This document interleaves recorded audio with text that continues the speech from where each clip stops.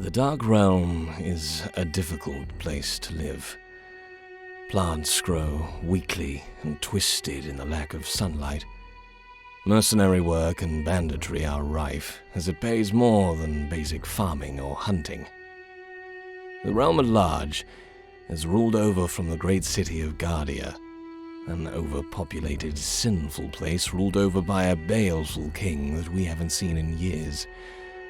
There is an elven kingdom to the south, ruled by the sequestered shadow elves, a dwarven kingdom lost to the mountains of the west, and a tiefling kingdom among the volcanic rock of the islands in the north. Great patches of our land are poisoned and deserted. There are tribal villages, beasts, goblins, and orc warbands, of course, but we're trapped here. The mists are a mystery. Most who enter them never return. Those that do are changed in such a way that they are unrecognizable or utterly insane. Nothing comes out of the mist, but it surrounds us, calls out, poisons, frightens. Couple that with the almost endless darkness, and the Dark Realm is a very difficult place to live.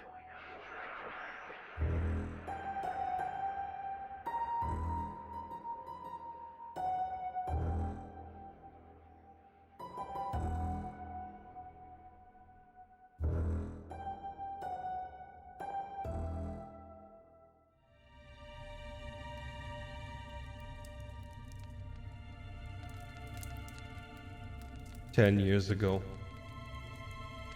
I pledged an oath to my kingdom to become a shield of Guardia. That by my life or death I'd pay any price to defend its people. And I swore this oath before the witness of hundreds, as did all my brothers and sisters in arms that day. But today I pledge a new oath. And this oath I'd take before the witness of only 3. I am a shield no longer. As of today, I'm the sword. There will be no mercy for the wicked. By my life or death, every person that took part in the slaughter will be brought to justice. Chief among them, Daryl, Mackin, Oro, Massimo, Orias. All of these and those who serve them will face justice by any means necessary. And if justice can't be obtained in an honorable fashion, then vengeance will suffice.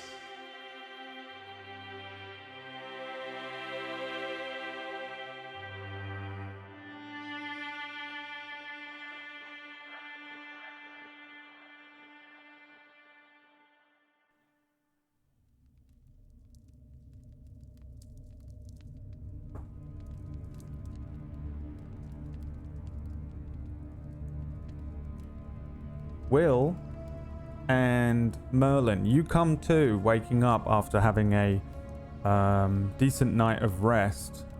You maybe feel a little uncomfortable looking around at first, trying to get your bearings before you remember that you're in the sort of bandit hideout, or the caverns, these watery caverns that lead to a temporary bandit hideout.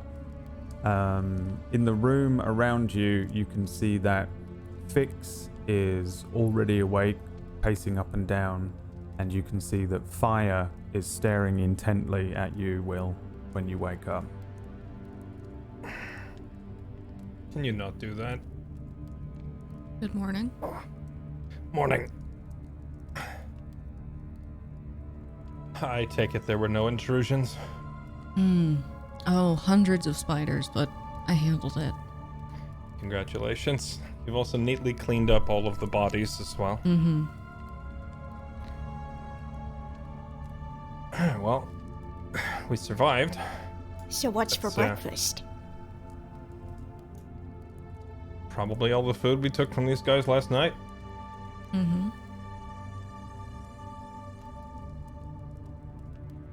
But I really don't fancy our chances of living off of that stuff for too long, so about time we figured out how to get out of here. Do you have any ideas? How many pathways were there coming out of that central cavern back there behind us? I have 50, many ideas 100? for you. I will tell you. On your way back to the bandit hideout, when you came back to bury Carmen, you will have recognized, and each of you will probably have spent enough time in that watery cavern where your feet are sort of somewhat underwater, that's down and adjacent to the area that you're in. There are like 5 potentially viable exits. One of them would require you to swim down and under the cavern network. It's a hole that's absolutely big enough and is technically an exit, but I'm letting you know that there is an area that you could easily swim underneath and potentially find a way out. It is the only one that heads south as well, which is the way you came from. The cavern entrance is south of you, with this being pretty much directly north of where that cavern entrance is. One of them similarly requires you to climb upwards. There's an awkward area on the way in that you could easily climb up and into, but the watery sort of walls and the trickle of water that's constantly running down the walls of this place would probably make it quite slippery, and the handholds would be a little more dangerous. Those two being the 2 of the 5 possible exits, but also the more dangerous looking routes for you. There are 3 that you saw that are large enough for you to fit through and begin walking the caverns. 3 essentially natural pathways. These would be the ones that you hid in when you were preparing to deal with the bandits in the first place. 3 kind of, we'll call them pathways, but for intents and purposes they're not, like masoned or anything. They're natural pathways that seem to lead further into the mountain. 2 head to the east and 1 heads to the west of the cavern you're in. That's it. You can inspect them more if you want now or whenever. Okay. But those are the Red. ways that you've seen in and out. One of them is the spider way, which has spiders running up and down the walls with large spiders nesting above. And that's the one that heads west. There are 2 others that are in the cave. Brad, when you kind of like jumped in almost mid-sentence there and said, I have a few ideas, I thought you were voicing a character that like suddenly came into the room. No. Yeah, you got me real good. I thought you were suddenly, there's a new character in the room talking to us. How are we going to get out? I have a few ideas. No. Hello. Oh no. I gave you a free long rest, free of encounters, because I felt like you guys deserved it. So, you guys have you will all receive the benefits of a long rest, which is full HP, a full complement of spells and abilities, and half of whatever hit die you have back. So the hit die that you used, I think you guys, actually, I don't know who used what. You have half of your maximum, you get them back. Yeah, you will have had a long rest. You've got food. You did have food and things. You had your own food as well as some relatively acceptable looking food that the bandits had. In fact, actually, the bandits had some pretty decent food, I would say. It isn't that, it's not like old and stale too much. You get the sense that they picked it up in Cole recently, much like probably your set of food as well. Not the worst food ever. So you guys are all good for that sense and rest. And yeah, through the night, we can assume that you guys took watches and stuff, Fire only needing to kind of sit quietly for a little while. And there would have been no crazy things happening. You might every now and then have heard like the skitter of something nasty maneuvering through the caves. Every now and then there's a plop in the water that may be a big drop of water, or it might be something else. But nothing that really made you, have to wake everyone up or have to deal with anything. So that would have been your evening, and we can assume that you guys are all feeling rested, but probably not comfortably rested based on the circumstances. Right. With as many different twisting pathways as there are out there, one of them must take us to another exit. Just have to figure out which one. Some of The mouth them of may the head cave. towards the mist. We should probably do that quick too, because I gotta make a confession, guys. My survival instincts kind of kicked in, and I ate all the food that I had, that we got from our friends. All of the food. Again? You ate- Merlin? That was at least 5 days worth of rations, and you ate all of it. That was 5 days worth? That's like a day and a half for me. Measured carefully and with some discipline, yes, that was about almost a week's worth of food. I get the impression you almost want to die. No, I'm like a bear, ready for hibernation now. I'm good, but I can't say for the rest of,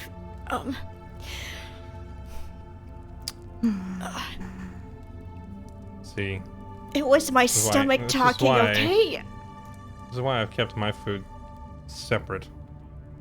And if I catch you touching my bag full of food, we have a problem. No promises. Well, now you're significantly nourished and your brain should be working properly. Have a look at this. I'm gonna get the box of notes out that I had, and I want Merlin to look through them. Oh, I take them and I start having a looky. Yeah, give me an Arcana check. 25. Damn. Wasn't even a natural 20. That's an 18. Let's see then. One of the pieces of paper in here is still rolled up. It's a small looking thing that's rolled up and tacked together as if it's a message that might go by carrier pigeon. Everything else in here relates to necromancy and a thing called warlock binding, which even with a 25 on Arcana would be difficult for you to really understand, just based on the fact that this isn't a thing that you necessarily would learn in a book that you would have come across in your past very often.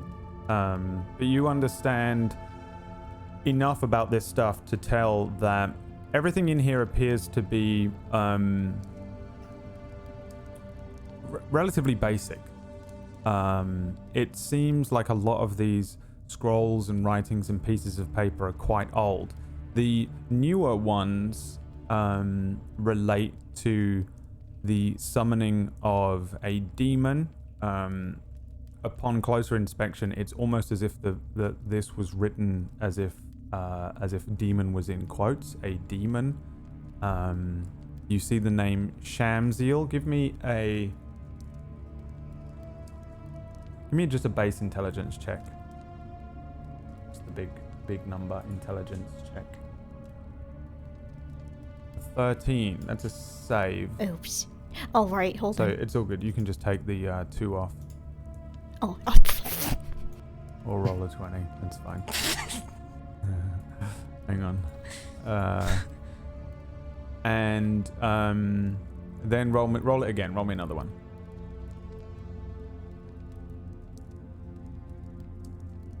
well, You rolls are on point today. tell me when you would have, what type of books you have read, how you would have gathered them on books relating to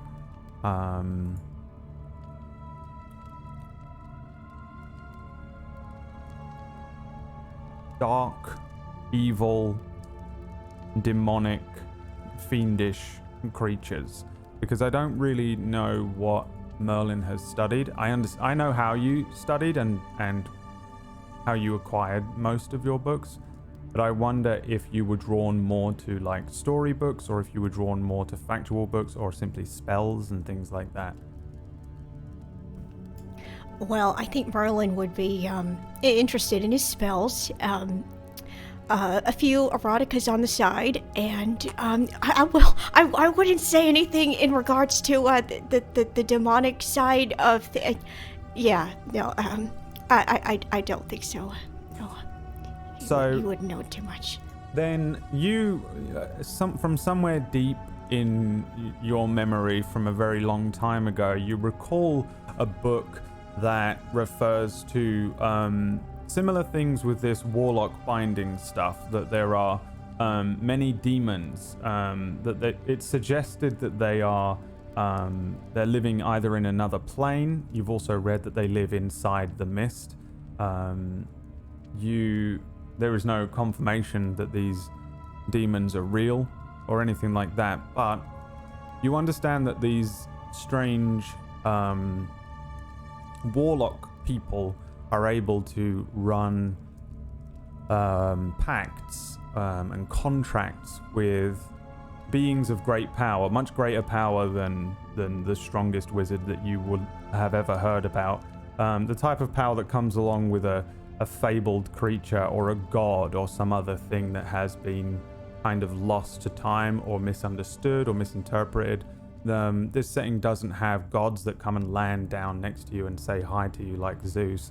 There is no proof of any sort of gods or anything like that. So you would put that a warlock gaining their power through another being, through a patron, through a pact or a contract.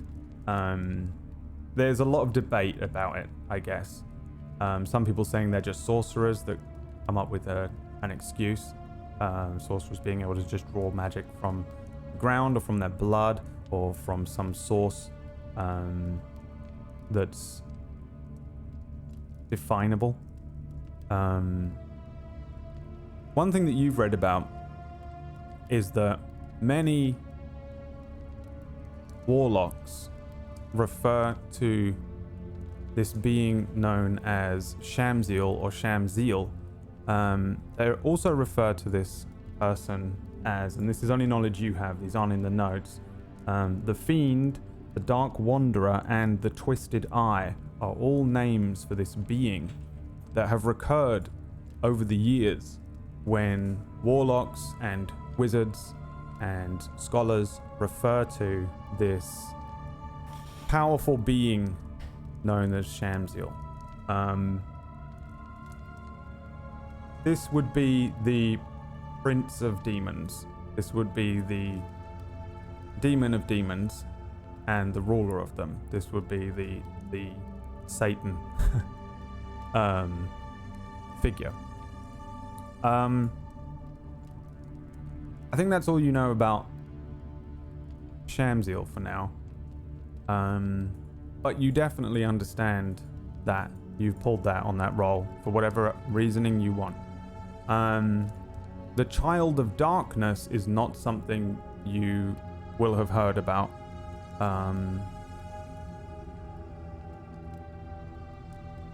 It's not something that you recognize. It could refer to any number of things, but you'd have to use your imagination in terms of your actual knowledge of a thing known as the Child of Darkness. You're not sure, but it's not Shamziel. The other things that are in here will allow you, if you would like to pull the pieces of paper from here that you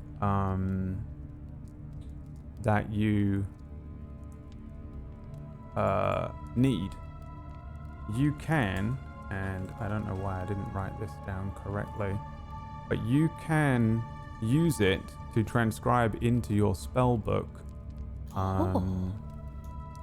the spell Animate Dead, which is the 3rd level spell. I think it's above your ability. at the moment. But when you get there, you will actually be able to take, but essentially, and we'll treat it like this. You can just write down, but it's from the scraps of this that you have a scroll of animate dead. Again, your scrolls can be used by anyone in the party, by the way. I have a rule where you roll an Arcana check to use the scroll. Depending on the scroll level, depends on whether the DC of what you have to beat. When you roll the Arcana check, it will cast the spell once. If you fail the DC, the scroll burns up and is gone forever. So anyone can cast any spell from a scroll on an Arcana check, on an action.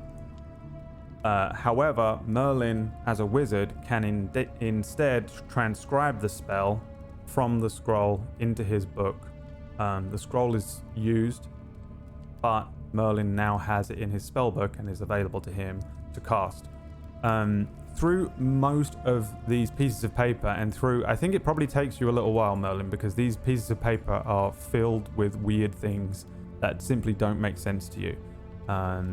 Even though most of it seems to relate to necromancy, which is a school of magic that you maybe are not familiar with, but you certainly understand.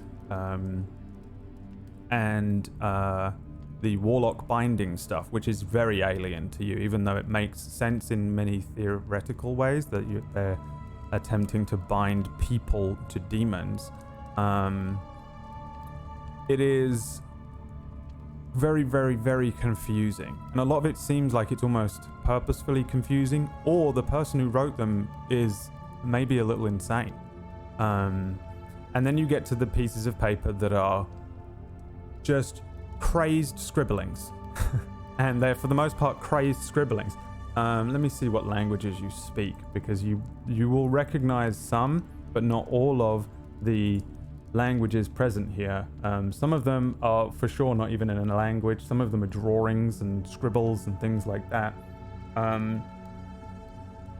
Yeah, you recognize some in many of the languages that you speak, some that are not.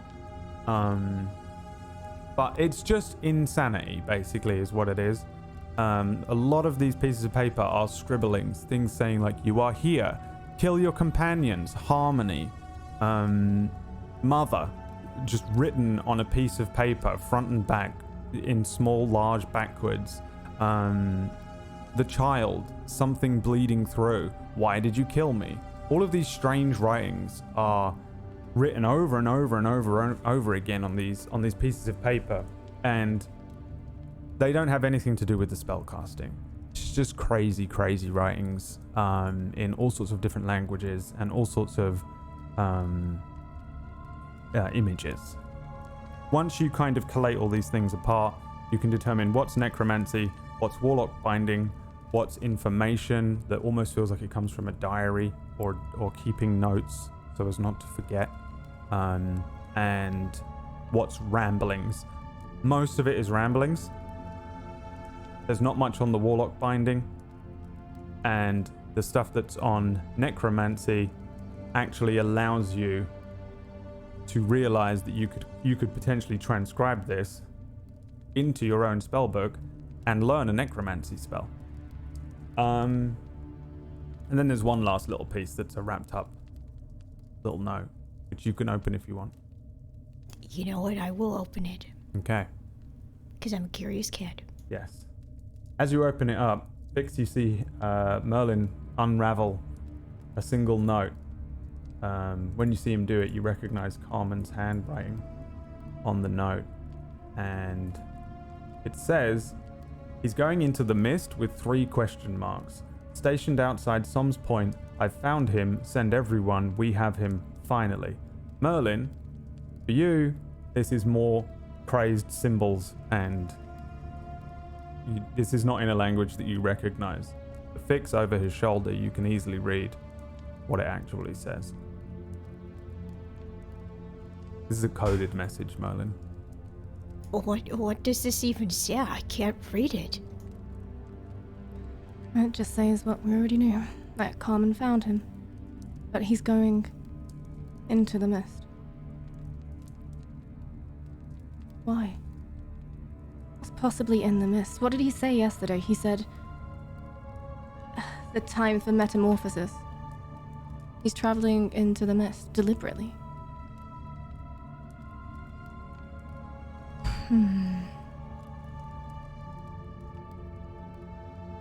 I then give Fix back all the rest of the scrolls. I had my use of these. Thank you very much. Thank you. I'll pack them back up. Going Something's into the changed. mist on purpose. You Have to be said something crazy. has changed. How could anything change in the mist? How would you even know? And that he didn't even know himself because he was looking for the Grell. He was looking for the things coming out of the mist.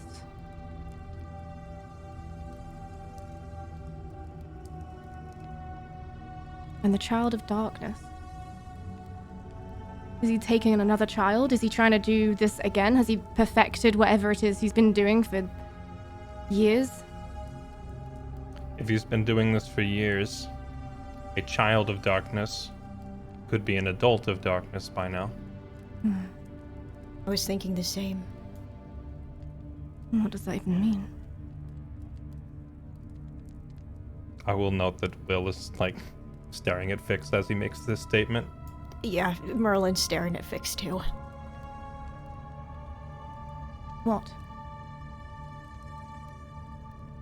No, nothing. You're pretty. I just glare Right, at you. Alright, what? Don't stare, What do you say? Merlin. It's not nice. Sorry, I know it's rude. And don't eat all the food. Don't eat all the food and don't stare. Were I you look at able to Will. decipher? Right. You had the light thing behind your eyes. You said that you didn't used to be able to do that. Do you have your own demon? Maybe a nice demon? You know, whether it's a demon or not, couldn't tell you. I wasn't awake when it happened. When did it happen? Recent. Very recent. Before or after Grant's Refuge recent? After.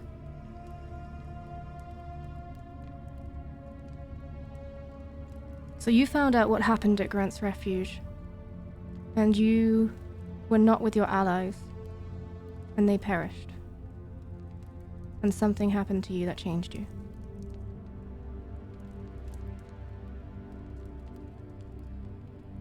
And you don't know what that was.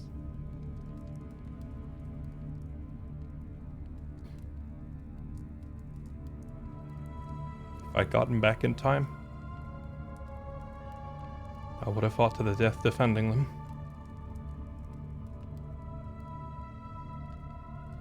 I believe that.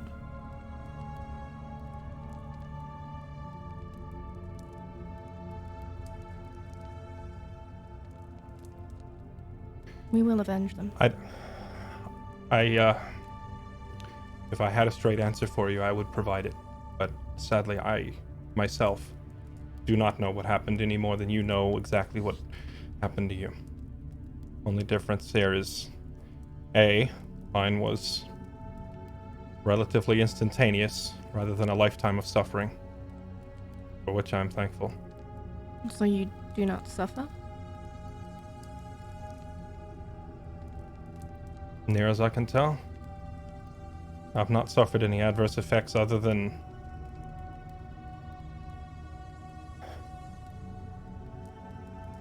looking at you is not the easiest thing. That's rude. I'm sorry. It's not your fault, and it's also not an issue at the moment. It's only when I'm paying attention. I know Maybe the you sun should pay doesn't. less attention. I know the sun doesn't come up every day, but when it does, you don't stare directly at it. It burns your eyes. a dish dropping and shattering on the ground right next to you, it hurts the ears. Standing over a dead animal, it assaults your nose. And things like ghosts and skeletons and such now, it's all of that at once. It's overpowering. And it's as real as any of my other senses.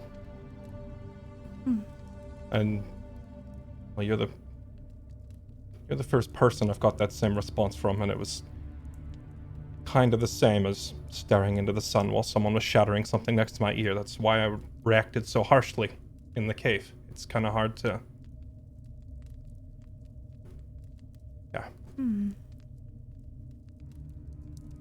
Sort of assaulting the senses. So if you could kindly stop assaulting my senses, that would be great. I'll take a step back. It's not your fault, and I'm kidding. And it really only happens when I go out of my way to listen. It's like a sixth sense, but it requires conscious effort to tune out everything else. Well, perhaps next time you do it, you should give me warning, and I'll stay far away.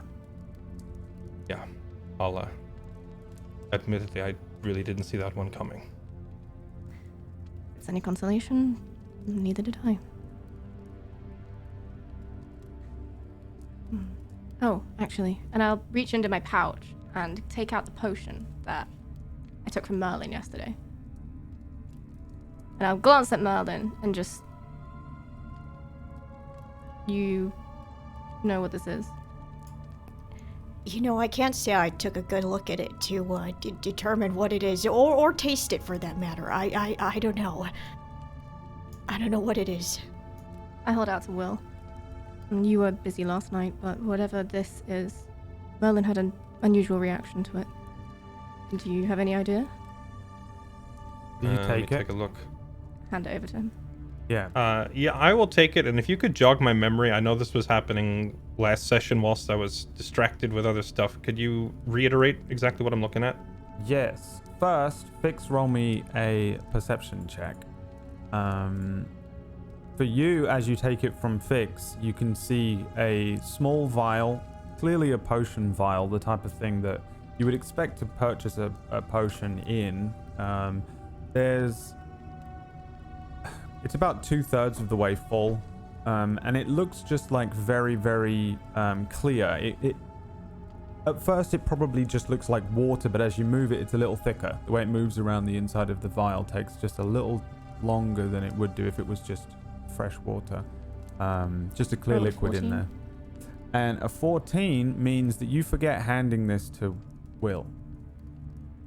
You remember having it, but you forget handing it over, just like Merlin. For you, you feel like you lost it suddenly.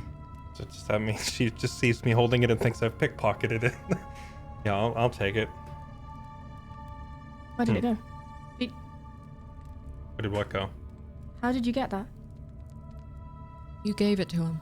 The thing you See, just handed fire. No, it was in my hand, and I... You gave me? it No, to him. you said, Will, take a look at this, and handed it to me. The same thing happened to Merlin. Exactly the same thing happened to me. I thought I was going crazy. So did I. No offense. None taken. I handed you the potion. Was it Yeah, stealing our memories? Yeah, like 3 seconds ago, you just kind of handed it to me here in front of everyone. Although, okay. Hold on, Merlin, you handed this to her, right? Oh no, you wouldn't remember. Did Merlin give this to you? Yes, last night. And So I you made a remember note to him give handing it it to you, Yes. but he doesn't remember handing it to you. That And then you've explains given it your to odd me, but reaction. you've immediately forgotten it. Okay. Fire. And I'll just toss it to her. I'll Yeah. catch it, but I clearly don't want to. Yeah, I just toss it to Fire immediately. Will, roll me a perception check. Figured that was coming. Or you also forget throwing it to fire. You know, it's Yeah. gone. As far as you're concerned, you had it for a moment, but it's just disappeared. Yeah, just immediately. What? Where did it... I could have sworn. I put was it just behind my holding it. back. Magic! It's gone! Was I not just holding a vial of something? I don't recall. I'll walk up to you. And I'll do the stupid pulled it from behind your ear magic trick. This? Clever. Wow, Yes. Fire. I How knew you had a bit of wizard in you, too. Well, Thank you. I suppose it's best that our thief has quick hands. Do you want it back? Sure. I don't remember giving it to you. Well, hold my hand wait. up. Before you hand it over, one of I'll us... hold my hand out and I give it back. We can continue this forever. I could do this all day. Continue. Wait, did I give it to... Hold on, did I give it to you on purpose?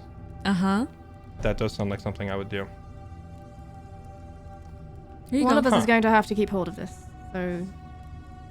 I hand it to Will. Yeah, what sure. else? I just... Give me a perception check.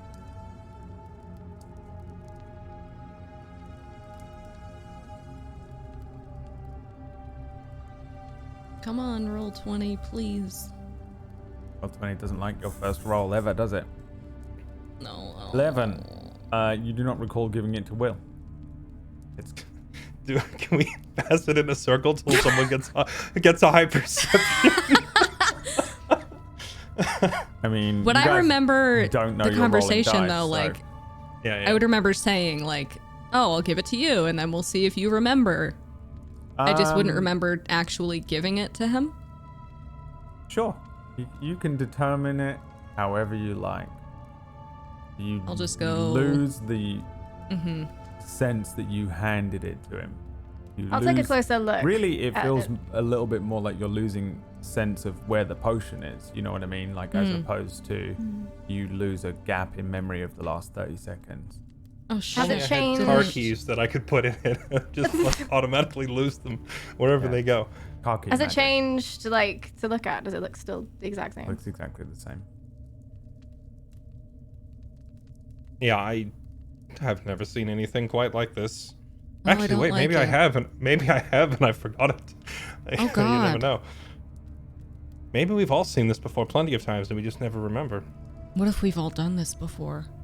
I don't want to dwell on those possibilities. Well, it's amusing but fairly pointless. I have no idea what it is, and shy of, consuming it, which I'm not going to do, I really have no idea of how we determine what this is. Just please keep it away from Merlin. Last thing we need is him consuming it. I'll put it in the bag with my food. Okay. But right now, you And then have put a childproof lock on the... Oh, come on. keep track of where it is. So Will has the unlabeled potion. Yep. Correct. All right. What do you guys do now?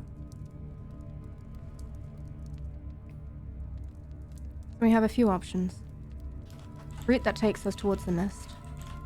One that takes us back the direction we came in. One full of spiders.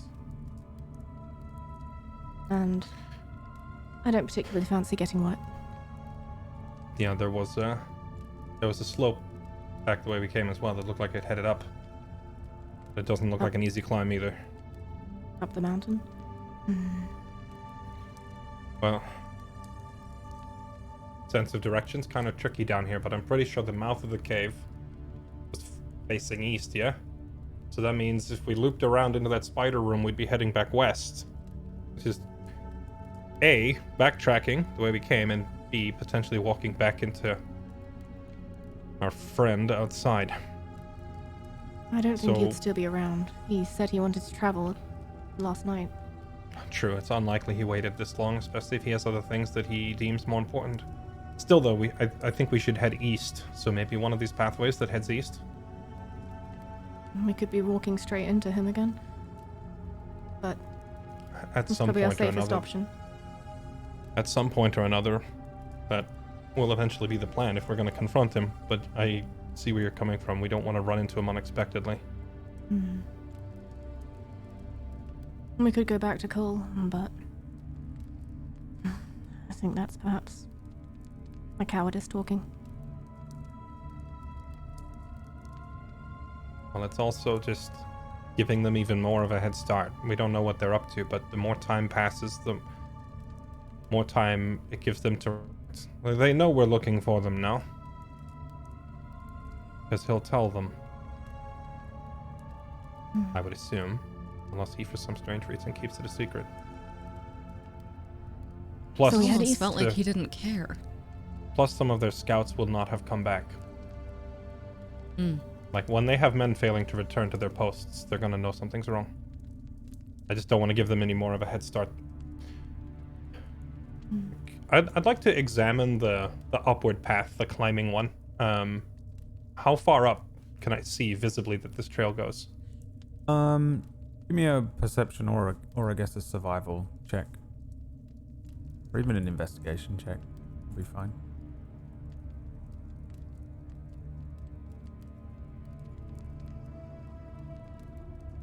$20 on perception.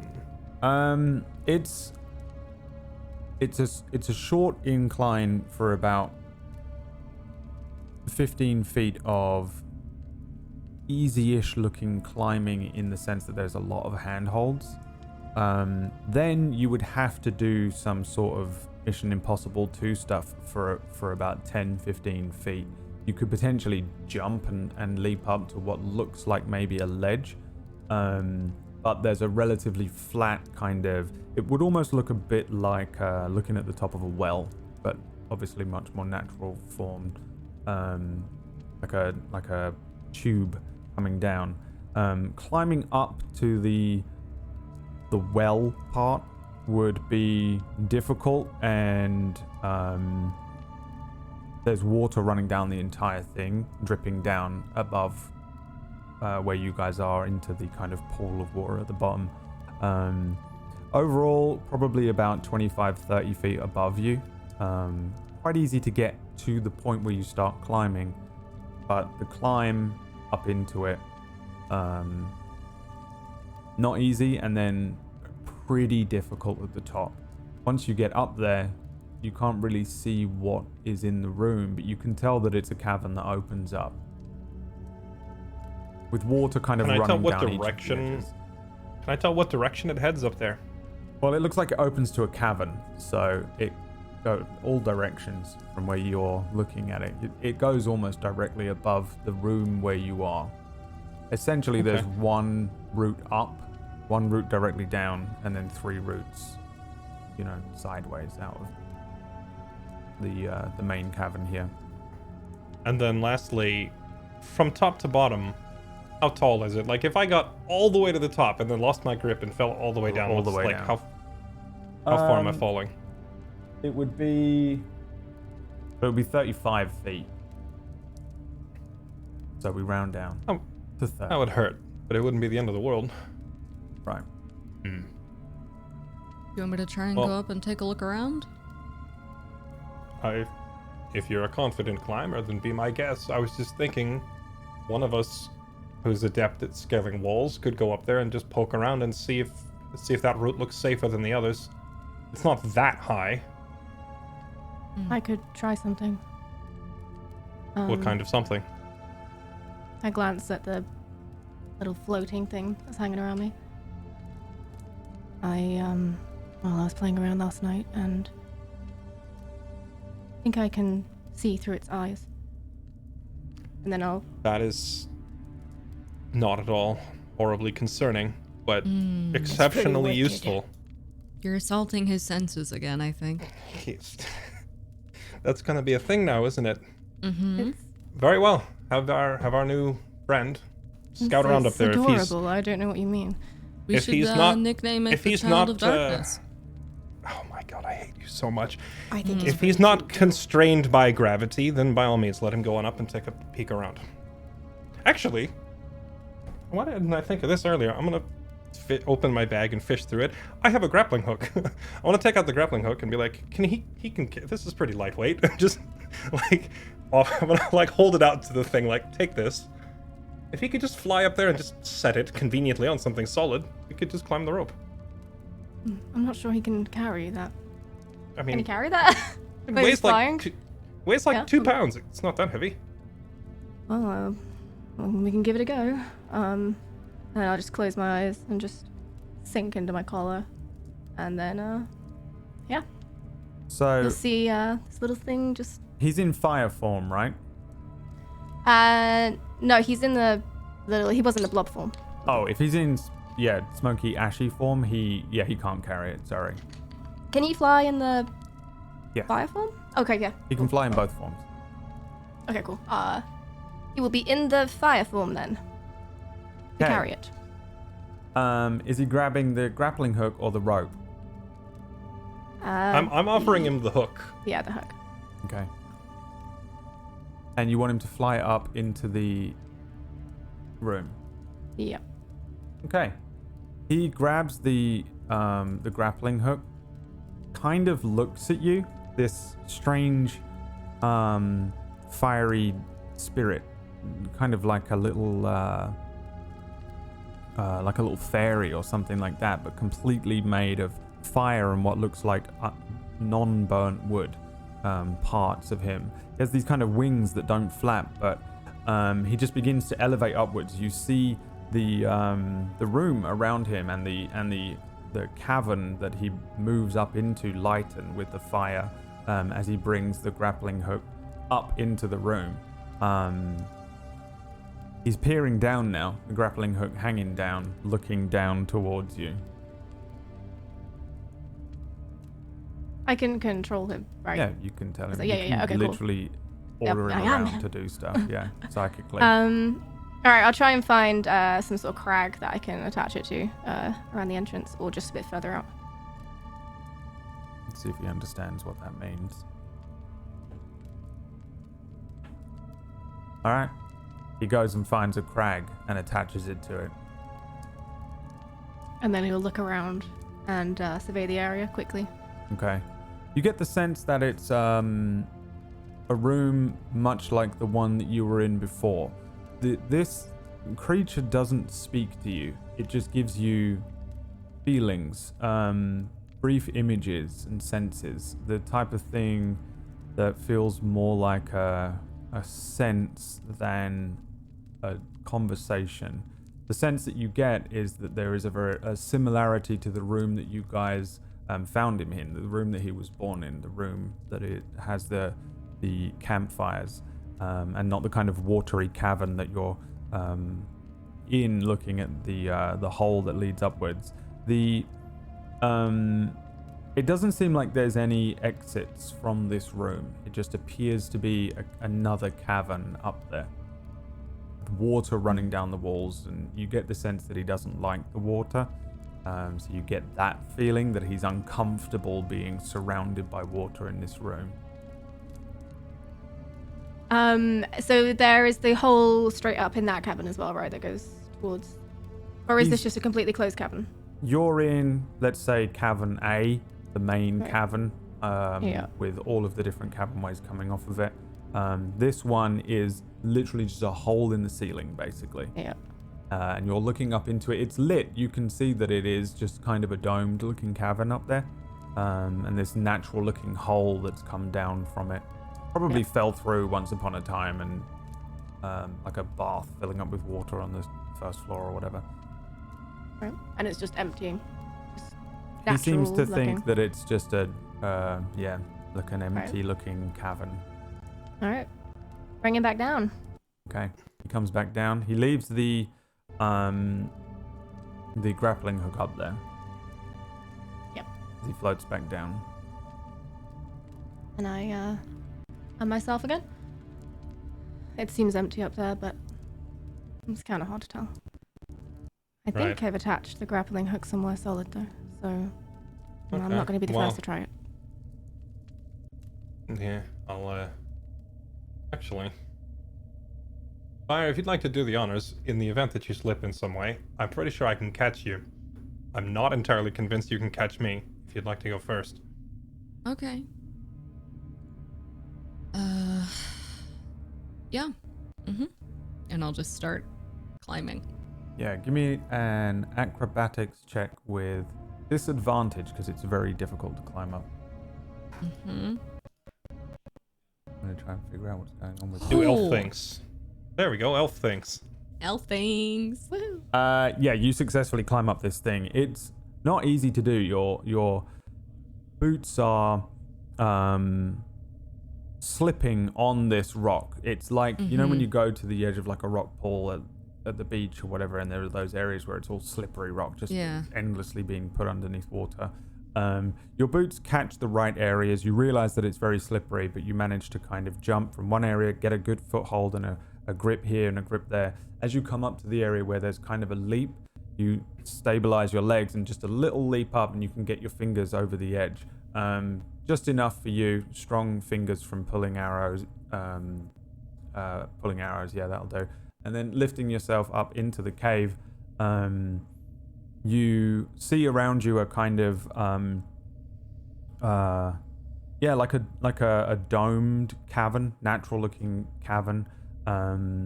Stalagmites, stalactites, lots of water running down the walls. There are plenty of cracks and holes that lead into this room, but none of them even Merlin wouldn't be able to fit into that would lead out of this place.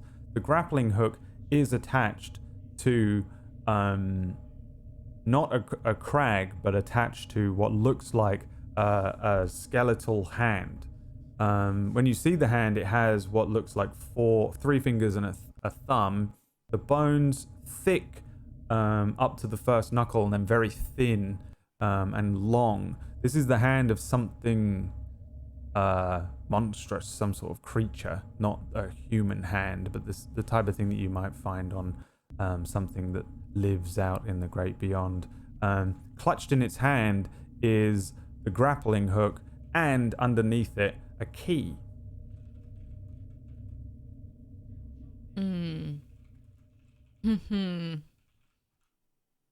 Can I just take So how's a it looking? moment? I don't say anything because I don't want to yell because I'm scared. Can I just take a moment to try and listen really hard? Fire! Is she okay? Mm-hmm. I just I try to wiggle my foot aggressively at him. We could maybe take Merlin and throw him up there to find her. What? Can I see the foot? You can see the foot. Okay, I don't know. Is that like a help, I'm in trouble, or is that a shut up? I really can't tell. I just kick twice to try and shut up. I'm gonna read that as shut up. Okay, I think she's just trying to be quiet.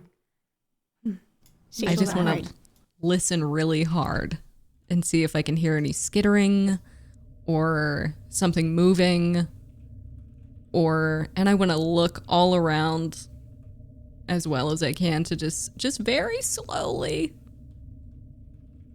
to not draw anything that might hunt with motion. Yeah, give me a perception check. Yeah. 16. You listen as best you can. You can hear the sound of the water running down the sides of the walls, pooling and puddling and dripping off of the stalactites, but it doesn't seem like there's any creatures in this cavern with you. You can just about make out each of the walls around you. You can see that there's lots of mulch piled up against one wall, as if maybe there was like a nest or something up here once. But it seems like it's long since been abandoned by any sort of creatures or anything like that. There are plenty of tiny little bugs and things in the water and stuff, like running up and down the walls, but nothing that's like seems to be a huge threat to you right now. Okay. These bones look old. Am I within arm's reach of the skeletal hand?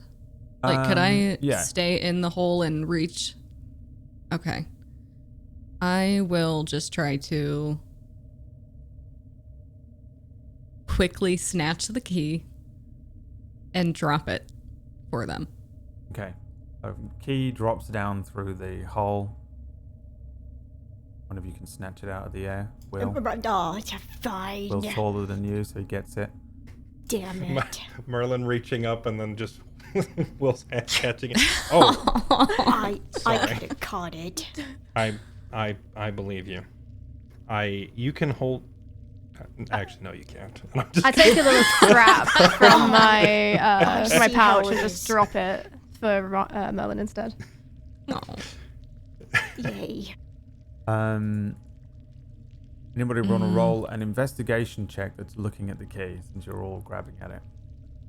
Determine what Yeah. it is. I will. Yeah? Go for it. 15.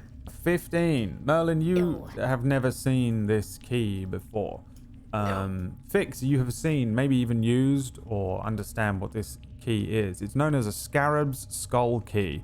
There are a few of them around. This the type of thing that's rare, but rare in a common way, in a way that you would recognize it and will have used them before. Scarab skull keys are keys that will fit any lock and unlock it, but it breaks after one use. So you have Scarab skull key. okay. Fire in that room above you. There's nothing else, unless you Okay. want to take the actual hand or return the grappling hook, which you could easily also do just by pulling the thing. Yeah, I kind of want to take the hand. Okay. And I just want to drop it down to scare it up. All right. Merlin's gonna try and catch it. Well, first of all, Oh no. Roll initiative. you three roll insight checks, and Fire roll an intimidation check. Oh no.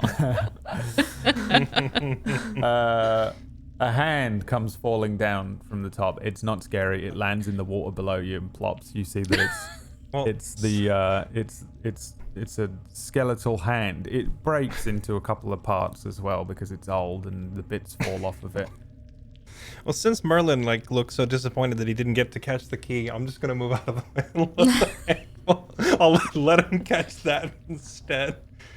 Bunch of bones fall on the ground around you. Merlin, if you want to catch one of the finger bones, you can. Okay, I guess he catches one of them. All right. You have a finger bone. You can give me a nature check if you want, Merlin. If you recognize what creature this hand comes Okay, from. yeah, I'll do that. Please don't eat Oh, that. oh, pff.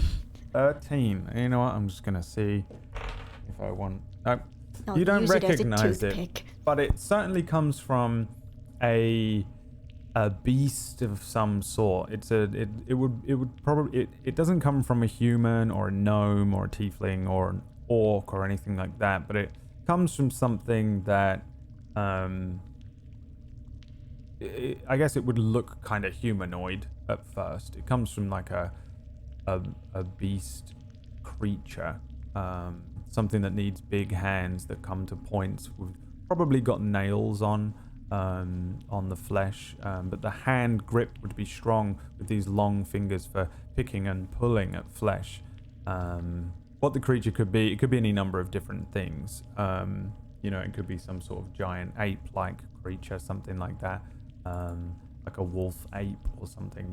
That somewhere between those two creatures is what you get the sense of. And I give you this because you've spent a lot of time around creatures and nature and stuff in the forest, but what the actual creature is, the shortlist would be too long for you to guess right now. I will come down. I'll drop down. Yeah. Climb down. You can do that. A dead Doesn't end, seem- I take it. Mm-hmm. Other than that key. What Was is that this just thing the anyway? hand, or was it attached to a body? It was under the hand? It was just a hand? No, just a hand. Any idea what this weird looking key is? It's Can I look at it? Oh yeah, you can roll in investigation checks as well. I'm not gonna roll. Will just wouldn't know what it is. Yeah. Fire, you don't recognize exactly what it is, but maybe you've seen one around. Something similar, but you don't know what it does. You might have seen them for sale. There is lots of shifty types that sell things, kind of underhanded magical items, like a black market dealership type thing. It looks like the type of thing that probably would be sold from one of those kinds of guys, and that's exactly what it is. Fix, you understand that, but you seem to be the only one that really knows it's exactly what it is. I'll take it from you and explain to you what it is, and then I'll just give it back. It's It's got one-time use. So what? Be careful. what kind I of mean, they're useful, evil, but creepy sounding. Did they just teach you this in some sort of demon school? Scarabs, that's the most morbid. Yeah, you found it. It's your key. I'm gonna toss it to fire. demon school. Is there? There's not. No, there's There's not, right? No, I No. mean, I was kidding, but if there was an actual, like, demon school. Well, No? Okay. I wouldn't even be It's surprised. not funny. It's a little I funny. wasn't. I was just asking. Well, that's a dead But end. it's. Dead Okay, end, that well. one. So, are we ruling mean- out the spider cave? I'm not completely opposed to killing a few spiders on the way. I mean, truthfully, I'm kind of glad about this. At least it means one less route to have to mentally keep track of. Mm-hmm. You don't want me to check that one out, do you? And I just look down at the watery grave option. Are you a good swimmer? Probably as good a swimmer as I am a climber. See, this one poses slightly more threat because if something happens down there, we won't be able to hear you yelling, and you can't just, like, you could have just dropped back off the ledge or yelled for us, but if you go down into water and something happens, we can't see you, we can't hear you. It's a little bit riskier. That You're and really there not could be selling me something on in the this at water. all. Besides, if it is an exit, that means all of us have to try and get through there. And we always Right. must assume something else is in the water. Actually, I'm gonna look back at Fix's pet. Actually, Don't you dare. what? Does he even need to breathe? Be asking you the same question in a moment. That's not an answer. He doesn't particularly like the water. You get the sense that if you try and send him into the water, he'll be killed and banished. I'm just glaring at Will. I can know exactly where this is going. So can he swim or no? No, he can't swim. I would assume while he's on fire, he probably doesn't like swimming, but he's doing this weird, like, turning back and forth thing. I thought maybe he's... Whatever. I'll do it. And I'll just walk over to the water. Are you armored up? I am, yeah.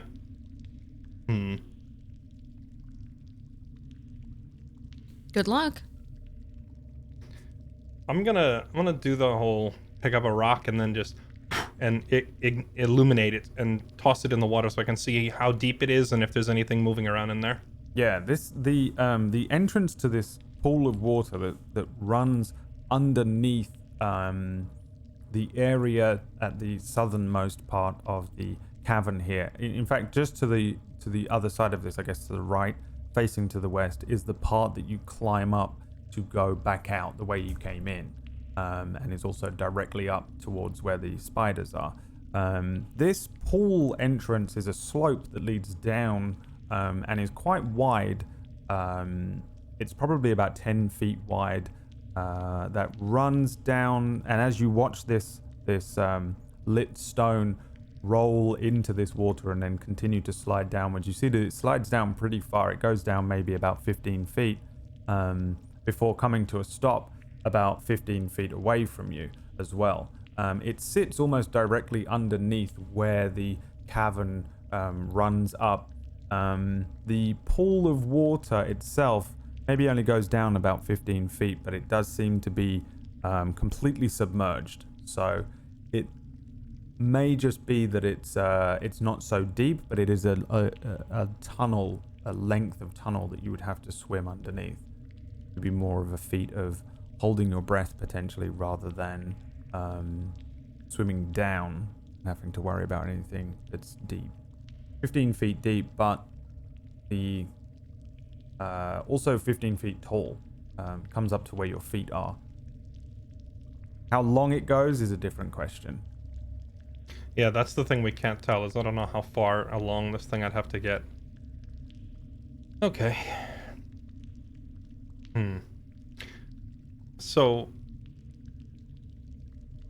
chainmail's not that heavy, but the way we've been describing it up till now has been like heavy and clanking. So, am I gonna like sink like a rock with this, or would I still be able to tread water like with at a disadvantage or something? How badly does chainmail rust and stuff as well? How? I guess good it can question. I guess it can get wet, but I mean, I would imagine that a single submerge and you've swim. been walking in the would- rain for 2 weeks as well, so. Well, I probably mean been that, and just he's had this since he was in the army, and he's probably been rained on 100 times. So if it rusted off of a single instance of getting damp, What you're then it saying would it's have broken already years rusty. ago. Missing a Sure. few links in places. I mean, it's definitely old and beat up, but what I mean is like it wouldn't be destroyed by getting wet once. It would be like a continuous, if it were left in moisture every day, kind of an issue, right? Sure. Okay. So we'll say you're pretty heavy though, with your clothing and your chainmail on, unless you want to take it all off. No, I'm actually thinking it might be an advantage, because it might be faster for me to walk along the base than for me to try and swim through it. If it keeps my feet Okay. firmly planted and I could just walk along the base of it, that might actually be preferable. All right. What's your constitution modifier? +3. +3. Based on the rules, you can hold your breath for 4 minutes, which is absurd. That's the thing. Will is essentially an Olympic champion swimmer thanks to his constitution modifier. So even if my swimming's not the best, I can hold my breath for ages. That's the good part. You get to just walk along the bottom of the sea. Yeah. And All right. So I'm gonna leave the armor on, because I feel like it's actually an advantage here. If I just, it'll allow me to sink and keep my feet planted, and then just kind of walk. So I'm gonna do exactly that, and I'm gonna drop. I'll just turn to the others and say, "All right, if I'm not back in 3 minutes, I'm probably dead," and then just jump into the water. And he jumps into the water, and you start walking down, holding your breath. Are you aiming first towards the light? You can try and pick that up. Yeah. The first thing I do is pick up the light. Actually, I'll just move the light enchantment to like my amulet that I'm wearing or something like that, so I can do it hands-free and not have to carry it. All right. So I can illuminate the tunnel in front of me if, good, what is it, 40 feet? Well, It's like 20 feet bright and then 20 feet dim. Yeah. I'm not sure how the begin water affects it. walking to that point, and then you start moving through the water. I guess as the three of you look on and you see him kind of very slowly, because this is water walking, it's like walking on the moon or whatever. It's not really the same as just kind of casually moving through the water. The base of this thing is kind of jagged. You get the sense that if you had no boots on, you'd be cutting your feet up. But it actually provides you with decent grip, allowing you to walk a little better. You start to walk, and from everybody else's perception, you slowly disappear into the darkness, the light going with him as well. So, to be clear, I'm only going to walk based on my breath holding time of 4 minutes if we're going by, the rules as if they're written. I'm only going to walk continuously for about 60 seconds at max. I'm only going to go about a minute deep. And if I still can't see an exit, I'm going to double back. Yeah. You walk for about 60 seconds before the light stops illuminating the area in front of where you are. And above where you are, as it opens out, and now a much larger cavern opens up in front of you. The ceiling above you stretches out a little ways before coming. You probably get to the edge of what feels like a wide open expanse. There are now huge, great pillars, naturally forming kind of looking mesas that run up to the ceiling, but there is a ridiculous drop that could go down endlessly for all you can see. It seems to all be water ahead of you. Just a horrible deep opening. An enormous cavern, essentially, filled with water. Okay, so I've entered this area, and it just like drops off the face of the earth, it looks like, and opens up. Yeah. You get the sense that if Okay. you had walked off of this edge without the light, you would have just sank for a long time. Obviously, you could swim back up, but there's a big drop below you. Okay. I was pushing through a little narrow opening, right? Or I was like walking along a little narrow tunnel, right? Mm-hmm. Okay, so this same tunnel that I've just exited, if I turn to it, like there's got to be a part of a wall somewhere which I should be able to like lift myself up and look around the room, right? You can swim off the edge if you want. You're not gonna sink, right? You're strong enough. I think you can swim. And well, it's yeah, I mean based that's on why I your was asking strength. for clarification at the beginning. Do I sink like a rock or can I tread water? So No, you this can is swim. something You like can this. swim ahead, but you'd have to. You essentially at this point stop walking. You come to the edge of a precipice. Basically, it'd be the same as looking out over a cliff, but you're entirely underwater. Like that moment in Subnautica where you get to the edge and there's that horrible opening area. But this is a cavern for sure. You can see these pillars that are holding it up. You can also see the ceiling above you. It just stretches up a little further as it opens out. You get the sense that you were on the edge of one of these natural-looking caverns, and now there's a much larger cavern around you. It's just very, very black and deep below you. Above you, the cavern is kind of moving in different heights. There might be pockets of air up there as well. Okay, but I'm still only like 15 feet from the surface, right? You're right where you are right now. There's Okay. 15 feet, but it opens up to about 20 feet. Okay, well if I'm able to just like swim up, then I'm gonna break the surface of the water to A, get more air, and B, like scan to see if, because like underneath I'm seeing there's this giant cavern. I want to see, can I see anything above the surface as well? All right. I'm gonna roll one dice real quick. How strong of a swimmer are you? Will's, I mean, if it's just based on general athleticism, Will's a pretty solid swimmer. You still have the light. I do, yeah. There's a glow below you as well, a secondary light source. Flickers. You see it as you come up, you break. There are pockets of air. Now that you're up at the top, you can see that you're definitely underfoot. There is the ceiling is horrible and sharp as well. You're kind of probably just getting a half of your face out of the water. Go up any further, you're touching on all of these tiny little stalactites that are going to be poking into your face. But as you do Okay, so, so- you see a flicker of light below you. Okay. How far away, and is it moving? Give me a perception check.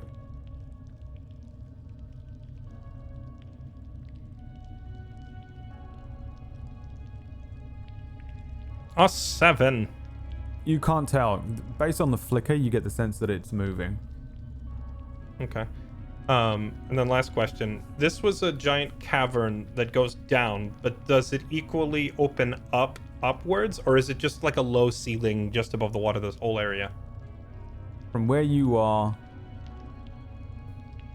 you can't see the end of the cavern directly to the south or directly to the east, but you can see that it's running alongside the west side of where you came in, pretty much all the way to the edge of your vision. So it's It's doubling going back up to the and west? down. This looks like a really, really large cavern that heads more towards the east. You're at the back. You would be at the back edge of the cavern here, in what would essentially be a corner. If this were a giant cuboid, which it isn't, but let's say for argument's sake that it is, you're in the top corner on the northwestern side. Okay. I'll head back to rejoin the group through the tunnel. Yeah, you begin heading back. You make your way back. There is a flicker of light again I think as you move back over to the area that you came in, there's something that is casting light at the very bottom edge of this, somewhere below in that darkness. About a minute passes again. For you guys, 2 minutes pass, and then there's some light once more as Will returns to the cavern. He comes back through, takes a breath, soaking wet, and appears once more in front of you in this cavern area. Yeah, I'm just... I'll come up far enough to just, like, you know, plant my arms on the side of it like someone who's, like, chilling on the side of a swimming pool and go... The tunnel is not that long, but there's not much on the other side of it either other than a giant pit, and I didn't really feel like swimming down that alone. Plus, there's something giving off light at the other end. Giving off light? Like what kind of light? Kinda almost like I'm doing right now. It was just a light source down in the water, but I couldn't see it very clearly.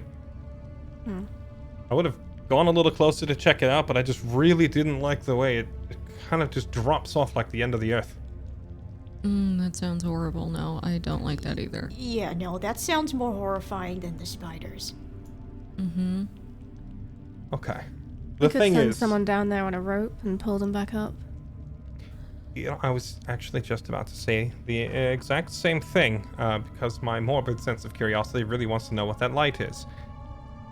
So I'm gonna take out the same climbing rope that we used before, and I'm gonna like hook it onto the rock and say, all right, if you see me tug twice distinctly like this, 1, 2, right?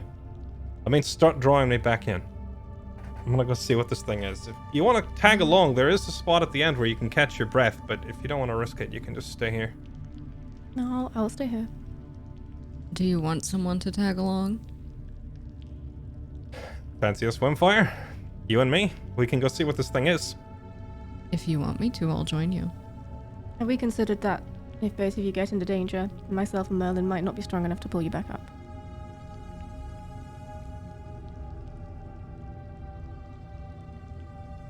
Something I think you're happens strong to enough. Fire, I'll bite your head off.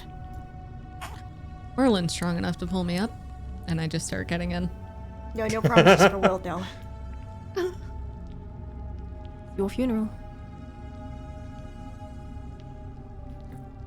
Okay, so I'm gonna- who's tied onto what? I'm just leaving the. You're just I'm holding not on to it. tying. Yeah, I'm just like wrapping it around my arm and then Yeah, I walking think we're with just it. like following it more than. Right. How long is it? It is 50 feet, but if I got the sense that this tunnel was longer than 50 feet, I have a separate length of rope. So I'll like tie them together if I need to, like Boy Scout knot style. Sure. Yeah. Easily long enough. How was 50 feet long enough, or do I need to use both? Well, let's think. What would a minute's worth of walking be? You're Well, we were underwater, and you said I was moving really slow, so I you're have moving no idea. very slowly. So I don't think it's gonna be 50 feet. We'll say it's not, but you have the rope for it. You start moving once again. Fire, what is your constitution modifier? Dun, dun, dun, dun. 1. Okay, so you can hold your breath for 2 minutes, which means you can get to the end of this and back without needing to breathe. But you will certainly need to either take a breath from the pocket of air above. Yeah, that was the You have plan. to swim over the edge and go up to it briefly. It's pretty close. Or be very aware. Yeah. Oh, did I have to go out over the pit to swim up and get air? Well, you kind of climbed up, right? Yeah. So yeah, it's like a little up. It's not Okay. anything that you would need to really. You don't have to swim far out or anything. Just kind of up from where you were. And then you guys start walking at the back end, I guess. Fix and Merlin, you see these two go down and begin swimming or walking along. Would Fire swim? Or walk? 'Cause I'm guessing you're not as heavy as Will. Yeah, I would probably swim. Okay. The two of you start moving through the cavern area. You come to the end here. Are you still using the light, or are you using your dark vision? So I'm using light again, but this time I'm picking that pebble back up this time and lighting that. So as soon as we get to that room, I'm gonna just toss it. Okay. You get to the edge, and you throw the light off the edge. Yeah, I'm gonna stand back in case I'm pissing off a huge fish as well. I'm gonna throw it and then immediately back up to like roughly the tunnel entrance. Yeah, you see it go off the edge, and it does that slow thing that light does in water as it slowly disappears into the darkness. There is another flash of light. Two of you give me perception checks as you see this from below you.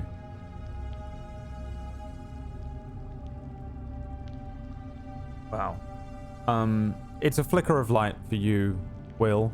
Fire, you see a flicker of light and then two kind of horrible bulbous eyes and a set of razor-sharp teeth swallow up the pebble with light on it. There's a flicker again, and the light disappears. What you recognize is going on, Fire, is that there is an enormous fish down there, a sort of anglerfish looking thing, and it seems to be underneath another cavern thing. And every time you see the flicker of light, it's just coming out from underneath what is essentially cover down there. It comes up, checks around, and swims back down underneath this secondary cavern, this secondary pit. When you see the light going down, though, you can see that there are all sorts of pockets and holes and things that are coming into this cavern. This is a huge kind of cone-shaped cavern. It thins out a lot, but it's so wide that it doesn't thin out to a complete point. But it seems to taper off, getting thinner as it goes down. But there are lots of other caverns and breaks and fissures that seem to come into this thing. But at the bottom of this seems to be the home of one of these other, whatever this creature is, this enormous fish thing that seems to be living here. It stretches off quite far south, though. This cavern, you can't see the other end of this cavern.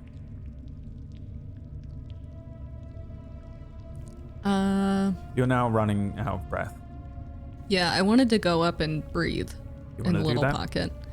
Yeah, and when I do it, I want to try and get Will to come with me, like grab his arm or something. Yeah, I'll go with her. All right. Let me roll 2 dice. Wow. Okay. You guys swim up. There is no flicker of light below you. Okay. Is that a good I'll thing or a just bad say- thing? Two of you, two faces appear in Yeah, a we're very... just like, It's a pocket of air Yeah. that's very small, but you're just two faces at the surface of the water doing the like Yeah. thing. Yeah. hey, we gotta fucking go. Let's go. Why? Let's go. All right. Slowly. Quietly. Okay? I just won't question it. I'll just start doing as she says. All right. I'll just slowly push off the top and try to as sneakily as I can without making the water move too much. I will do 2 more rolls. 2. Wow. There is definite light coming up towards you now. Yeah, nope. I'm noping back down the tunnel at that point. Nope. Back down the tunnel. Okay.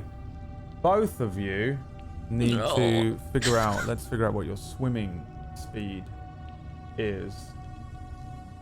Because this thing's coming up to try and eat one of you right now. Let's see here. Alright. This thing can move really fucking fast. So, swimming speed. Let me double check. I think it's just half of your walking speed. Oh no, it's 20 feet per round. Without your armor, you can swim at a rate of 20 feet per round. You cannot swim while wearing heavy armor. Is yours heavy or medium? It is heavy. It is heavy, but we've given you because I'm a nice GM. Okay, so both of you can give me athletics checks then. Do I get advantage because I'm a skirmisher because of my rogue archetype of scout? What the hell does skirmisher mean? Okay, it says start. Do you want me to just click it and you can read it? Sure. This has nothing to do with swimming in it. I'm desperate. You can move up to half your speed as a reaction when an enemy ends its turn within 5 feet of you. Do you want to wait until it gets within 5 feet of you to move quicker? You want to wait for it to catch you so you can use this reaction? You can move. I just thought maybe I was fast. I don't know. Let's see. Okay. So, you need to do 20 feet. First, roll me an initiative, each of you, but it's not a round initiative. I just want to see who gets off the thing quicker. If you beat a 15, you are going first. All right. So, Will, you start moving just off the mark slightly quicker than Fire does. She says move, you start moving, and the two of you start to move towards this tunnel. At this point, there is a flash of light as the cone of this cavern starts lighting up very quickly around you. This thing is coming up from underneath you with blistering speed. Will, you now recognize these two huge alien-looking eyes, completely white, with what looks like dents in them. It kind of looks like they have these strange elements that are dented, these strange weird things as the eyes are rolling all over the place. It has a bulb on the front of its head that's lighting up in front of it, and you see it open its mouth as it swims up towards where you are. There is a moment as you swim just out of reach of where it is and into the cavern where I think it's going to be just about where you are, Fire. Let me roll one attack roll for the creature, which is, wow, that's a 10. Which is horrific because it rolled a 3. How do you not get bitten by the enormous jaws of this thing as it kind of literally jaws you're swimming and it jaws clamps around where your feet will be? I just do like front split, almost like Yeah. I just foot. Yeah. You open your legs like completely wide and it. Yeah. There is a swell of water that turns you over as its jaws clamp closed. And then there is a rush of water behind both of you as you're pushed into this cavern from the enormous form of this thing. It's probably the size of a carriage, something like that. It's big enough that it would probably be able to eat you whole, if not bite you in half and eat you in two nice bites. It's very, very large, kind of like a very, very big shark or something like that. But its wide mouth is alien looking. Its four fins send this rush of water, and then its tail rushing behind you sends you both just turning over. It's kind of like being caught in a wave underwater as you turn swimming forward. Merlin and Fix, there's a moment where the water suddenly rushes forward and laps, kind of a small wave cascading over your boots as you see this water rush. Both of you two that are swimming need to orient yourselves. So I guess just roll me a d20. I don't know what check that would be. Given that we're tied to a rope. You weren't tied to We're a not rope. tied. We were I'm not sorry, tied. Holding a rope. Sorry, not tying, but like have arm wrapped around a rope. Would I not just be able to pull and orient myself immediately? I'm going to say yes, you can. But first, I want you to roll me a d20 to make sure it doesn't get wrapped around your neck. Okay. Oh God. And would you see the rope being touched? Oh. 7. No, it doesn't. You had to get a 1 and it would have wrapped around your neck and started choking Oh. you. The two of you realize, like, as you you turn around and tumble over, Will, you realize that you're holding the rope and you pull the rope taut. The other two see it being pulled taut, allows you to figure out which way you're going. And then the same for you, Fire, even though you maybe are kind of very turned around and maybe a little over the lip of where this cave entrance is.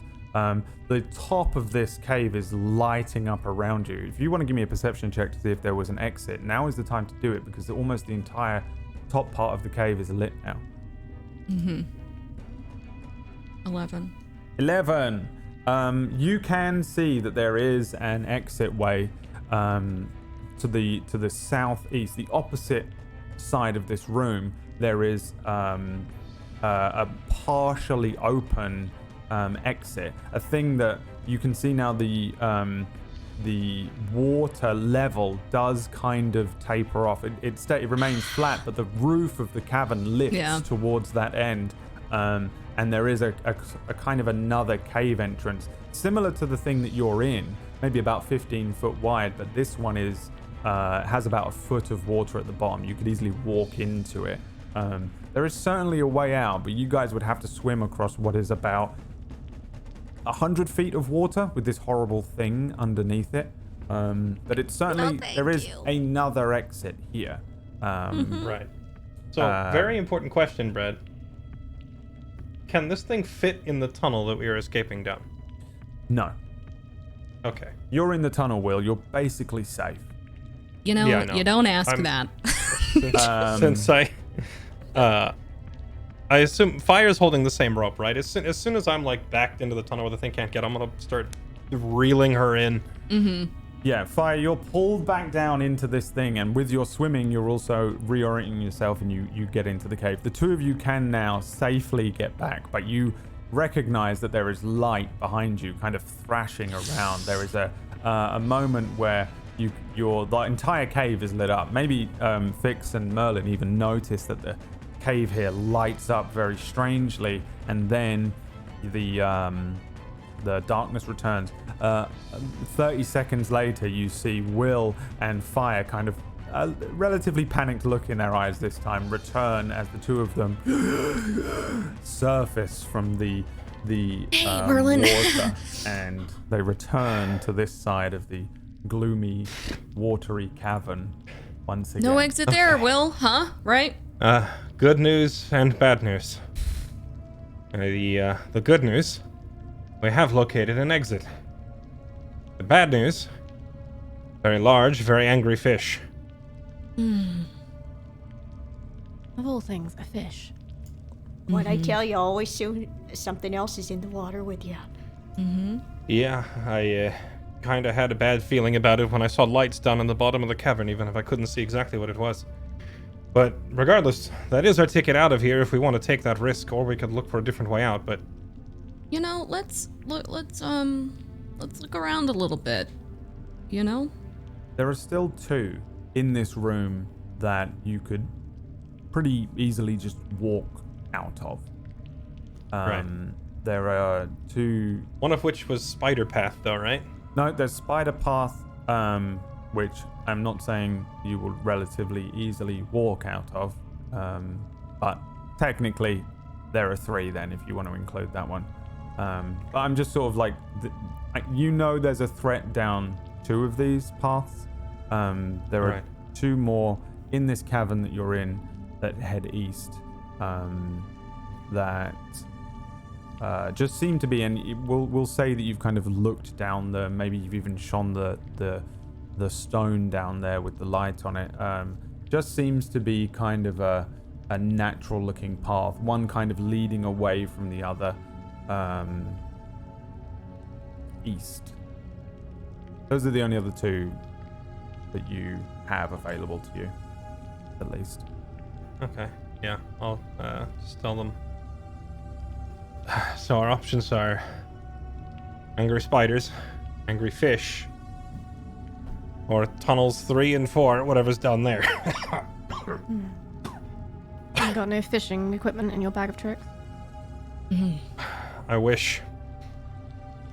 I vote that the fish path is the last option. That's Truthfully, last resort. when fighting a big creature on land, I'm fairly confident, but that thing, I don't know how strong that fish is, but I worry that the watery environment would render most of our usual tactics kind of worthless. That's probably a huge risk to take. I agree with Fire. Because I can't very I can't very easily hold the thing back while you all shoot it to death underwater. I wonder if we could flush the spiders out somehow. Smoke them out of their tunnel. Maybe. We just have to hope that they don't come this way. I'm not inclined to think that smoke would work. For the same reason that we haven't run out of oxygen. This place is huge. It would take ages to fill it with smoke. Unless you have a means of producing smoke a lot faster than a campfire. Unfortunately not. Do Alright, we well, want to check the other two? Who wants to take the next? yeah, I'm very much in favor of not going after Yes. the fish. And I'm finally going to pull myself out of the water and just...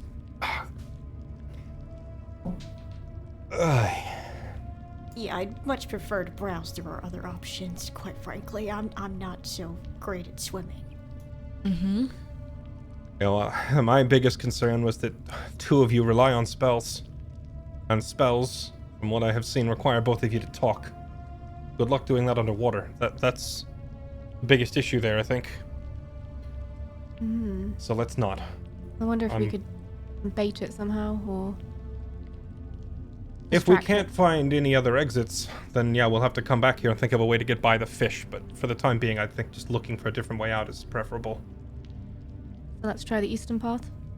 Clear it out, Unless- see what it goes. Unless, Merlin, you talk to animals. You have a word with the fish. No. I talk to to- the small things, okay? Not big fish. I mean, what's the difference? You're not discriminating against it because it's huge, are you? Well, no, it's a mean fish. It wants to eat you. I don't usually talk to things that want to eat me. That's a good policy to have. I agree. Let's get moving. So there are 2 paths. One that heads east and slightly north, and one that heads east and slightly south. Imagine them basically side by side, but one kind of veering off from the other one. Give me perception checks, everyone who's looking at these paths. In terms of what you see, they look pretty identical. They seem to be relatively flat. There's about 3 or 4 inches of water along the base of the area that you're in anyway, and it continues. Both of them are about 5 foot wide. They seem to be kind of going in and out, and then they veer off. Let's see. Merlin on an 18 and Fix on a 16. Let's call them the left and the right path for now. The left path, you can hear a sort of distant sound of lapping still water echoing down this pathway, and everyone can perceive that the right hand one has a lot more water running down the sides than the other path. But they both kind of turn off before you get any real information beyond that. You'd have to walk down one. Would water running down the sides imply that there is some sort of large amount of water above this cave? It could be a problem. I think there's probably water above and below, possibly all around. Well, the left side has water further down, the right side has water straight away. I vote left side. Okay. Left side. By all means. Do you want me to sneak Cautiously. ahead? Or I'll go together?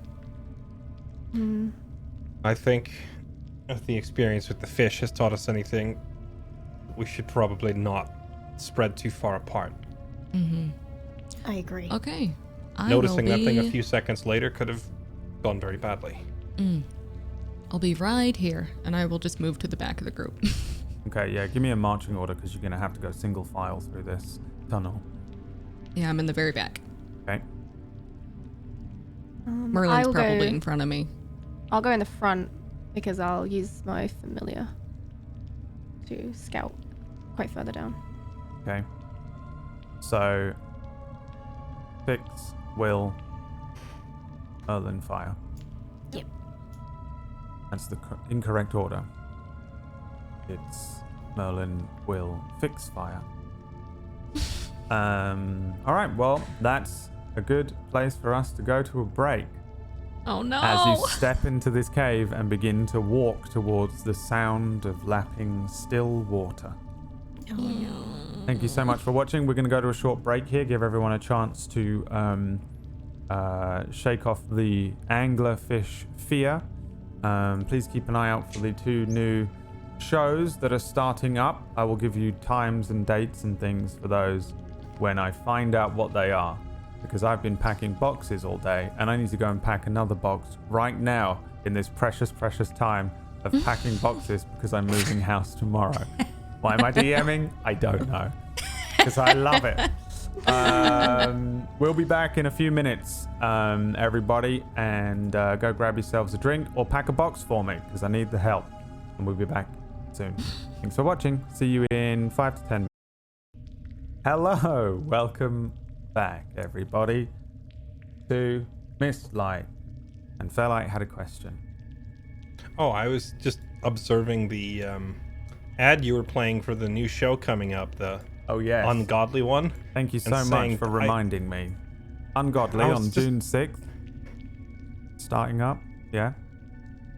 I was just observing that there's a lot of stuff that looks like it needs a good smiting. I just The final boss is Will.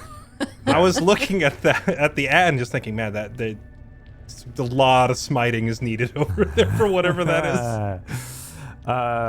Yes, Ungodly is a new show coming up, run by fella Excalibur playing Will, and he will be smiting everything in it. Please check out the trailer on Table Story. And Midsummer Mysteries starts this week as well, on Saturday, which is 2 days from now at 2 p.m. Eastern. So check that one out. All of the trailers and things are available on the Twitters and I believe the YouTubes and things and stuff everywhere you need to go. Let's see. I'll definitely be watching it with my no internet that I'll have on Saturday because I will be in a new house that has no internet. So please watch it for me until I can get to the VOD. You four here in this game, Mistlight, begin walking along this watery corridor. And I need everyone to make me dexterity saving throws. Oh no! Wow.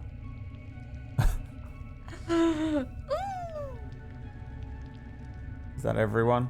Yeah. That is Did anyone? all 4 of us. 2 of you got 5 and under. 5 and under is a fail. Oh no! As you begin moving along this corridor, and it is not easy to move through this tunnel. The footing underneath is uneven. In places, it gives away to these kind of water-filled holes. You go to put a foot down on what seems like an inch or 2 of water, and your foot drops into a hole, and you pull the thing back out and keep walking. Trickles of water constantly running down the jagged walls, not anywhere near as much as the other tunnel network, but it's still a damp cavern. Eventually, there is some algae and stuff that starts to appear underfoot, and it gets a little slippery too. These are natural pathways. They open up in places to small caverns, but there are moments where it gets to sort of barely 3 feet wide. There are points where it splits in several places, but the cracks and other pathways are barely large enough to fit Merlin, so you guys continue down the more obvious pathway. And it continues for a while. How long would you guys follow this? Just until you get somewhere, or are you just going to keep going? Yeah, just keep going. Because it's starting to... You've been moving for maybe 15 minutes. It gets to 20 minutes. It gets to 25, and this cavern continues off. Again, there's points where it splits off, but you're moving quite far into the tunnel network. And I think it gets to about 30 minutes when, as you step through a particularly small area, difficult to maneuver through, there is a sudden movement above you from the ceiling above you, as lots of horrible little worm-like creatures begin falling. You see them rolling off the edges and plopping into the water below. They one lands directly in front of where you are, Will, and you suddenly realize that there are these horrible leech-type creatures falling from the ceiling. Merlin and Fix, roll me 1d4 and then another d4 after that.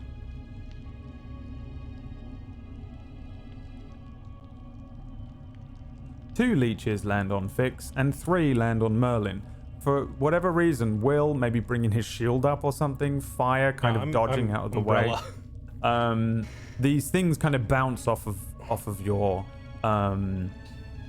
person as you jump forward out of the way of this area. Looking up, you can see that there are these little egg sacs that are stuck to the ceiling, popping these kind of leeches out. You see them swim into the water. They find a hole and they swim down into it and they're gone.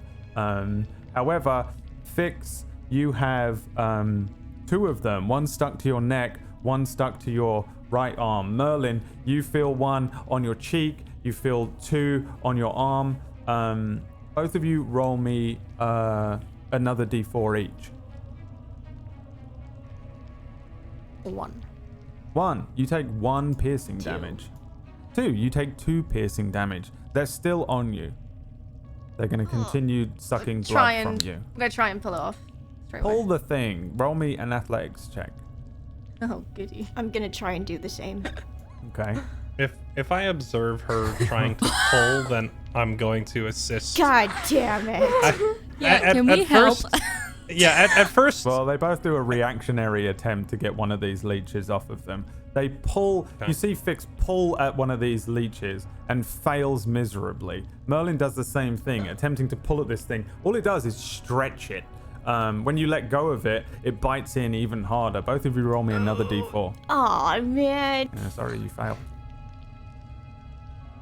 That's 4 piercing damage for Fix and 1 piercing damage for Merlin as these things bury themselves into your arm and they begin sucking up. You see them filling. They're kind of like a brown color, but they begin to become more of a black color as they fill with your blood. Ew. Yeah. Stop pulling it. I don't think Get that's it gonna off. work. Get it off me immediately. I'm getting. Stop thrashing around. First of all, are there any more directly above us? It looks like all the egg sacs burst open with the movement of something below them. Okay, so if there's nothing else above, so I don't have to keep holding the shield up like an umbrella, I'll be like, they're all right, all hold burst and they've swum off underneath you. I'm wearing like chainmail gloves or whatever, so I'm just gonna look for the one that's near her neck first and try to hook like one finger on each side like this, or like on each side of its jaws, and try to pry it off that way, as opposed to just grabbing and thrashing. Yeah, give me a survival check, or let's see. Do you have a skill in which you're proficient that would make sense for this? For what? Removing an animal? The only thing I'd have is insight, maybe? Yeah, that's wisdom. Sure. Give me that. Or just roll a d20 with proficiency. I'll allow that, in fact. d20 plus 2. Okay. That'll be easier. Because we'll say you're proficient at dealing with this, because it sounds like you knew what you were doing. But you were not. This is not the way to get rid of these types of creatures. Maybe the leeches and stuff that you had dealt with before. But these ones do something strange. Instead of coming loose the way that the ticks or leeches that you've dealt with before do, these ones seem to have the ability to turn and bury into the skin a little further. So I may have misunderstood your question, Brad. I thought you were asking like for animal knowledge. If you're talking just the act of prying it off her, I would just use athletics. Too late. You fucked it up. I didn't know what you were asking me to roll.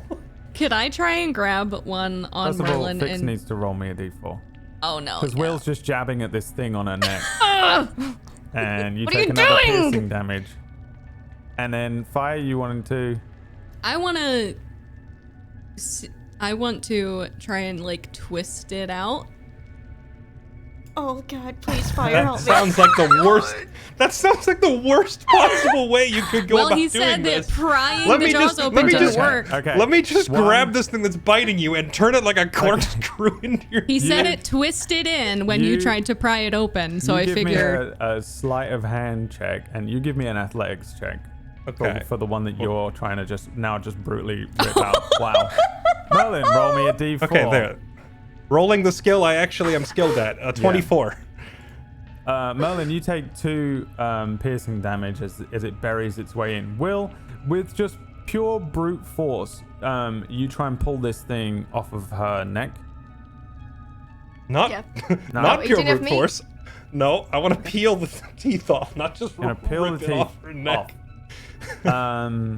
Yeah, you begin to like peel the teeth off of this thing. The strength of it, you realize that if you continue doing this, it's gonna rip the flesh of her neck off with the head of this thing. I'll allow you to do that because it will definitely take the creature off of her neck. But you're gonna inflict damage on Fix in removing this one of 3. Okay. are How I have severe two. an I have two. injury are we looking at? It's gonna be like a gash. It would not kill her for sure. It'll be like cutting it off if you tried to cut the skin off of her neck to peel it. I will maintain the grip that I've established on the thing, but I'm gonna stop and say, maybe we should look for a different way to do this. That's gonna be nasty if I just pull it. You're also Get your both hands off me! very And I just- aware that they're stretchy. I have my hands on a leech, not you. Stop touching it! And then I'm gonna cast Armor of Agathis.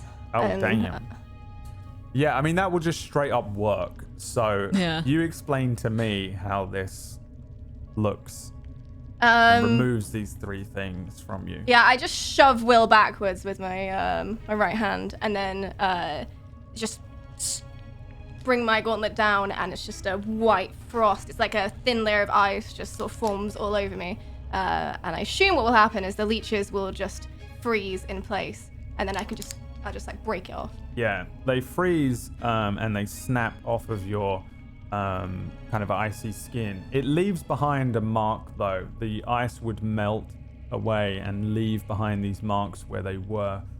These horrible things that have bitten into your skin with what seems like about 15, 20 tiny little teeth. And they can razor and twist and turn and bury themselves into your skin. Merlin, you still have 2 of them on you, I think, right? What did you roll? 2? Oh no, you had 3. Fix had 2. Yeah, I have so you've 3. still got 3 on you. You see the Fix casts a spell and it removes them from their body. But what do you do? Or if Fire, are you still doing stuff? Yeah, I wanted to try and pull out my dagger and try and like not dig into his skin, but just try and get, if I can, slide my dagger like where its mouth meets the flesh and try and pry it out. You sure? Since Fix is going for a magic. Why do you gotta say it like that, sure. Brad? I'm not sure. I just want to confirm. Is that your final answer? Can I help her with that? Since Fix is going for a magic solution, can I turn around to help them instead and just hold the thing still so she gets an easy stab on the thing? Give me another sleight of hand check with advantage.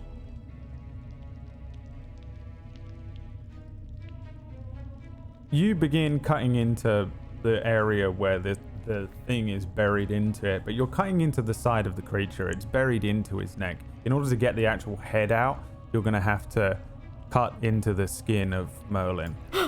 You could easily cut this thing and probably kill it, but you get the sense that its head would still be buried in his neck, and he's got 1 in his cheek and 2 in his arm. I have I don't know if this is a good idea, but I have a flask of oil, and I think maybe, because I'm just freaking out. This is so creepy and I hate it. No. I'm gonna take. You're freaking out. I got the leeches on me. I know. I'm gonna take the flask of oil and just pour a little bit over like the leech's head to try and Are you like. gonna massage it? Are you? What are you gonna do? I'm trying to like make it so it doesn't have air, so it dies. I don't know. It works. I will stop her. It She starts works. and I go, It that's, works. As it he's worked? stopping Okay. you, the Never thing mind. lets go and drops out. The What? Yeah. That the worked? it lets go. There's still a mark on your cheek, but the leech creature is removed. It doesn't like the God, what's it called? The smell. I'm gonna say smell. Odor. But Gas. it works, yeah. Fumes. The same way that you can draw out like little creatures that are in your ears with ammonia seems to be the case here. Applying this yeah, I'll do oil to the that. creature, it immediately lets go instantly as soon as you drop it onto. I'll do it to I the guess, other ones then. onto the other parts. Do as the well. same. Oh god. Yep. They And I'll let do go. the same to the other ones. You've got these wounds on you guys, but they don't seem to be poisonous or anything like that. The area is sore, but that is about all it seems to be. Unless they laid eggs. Oh, Brad, I swear to fucking God. Does anybody want I to check? hate you. I didn't think about it until now. All right. Thanks. I'm gonna inspect my wounds. Yeah, give me perception or nature checks. Depending As on you the, look at your own neck. yeah, well, she No, got look at my a couple on arm. the arm as well. 6. Just looks like a wound.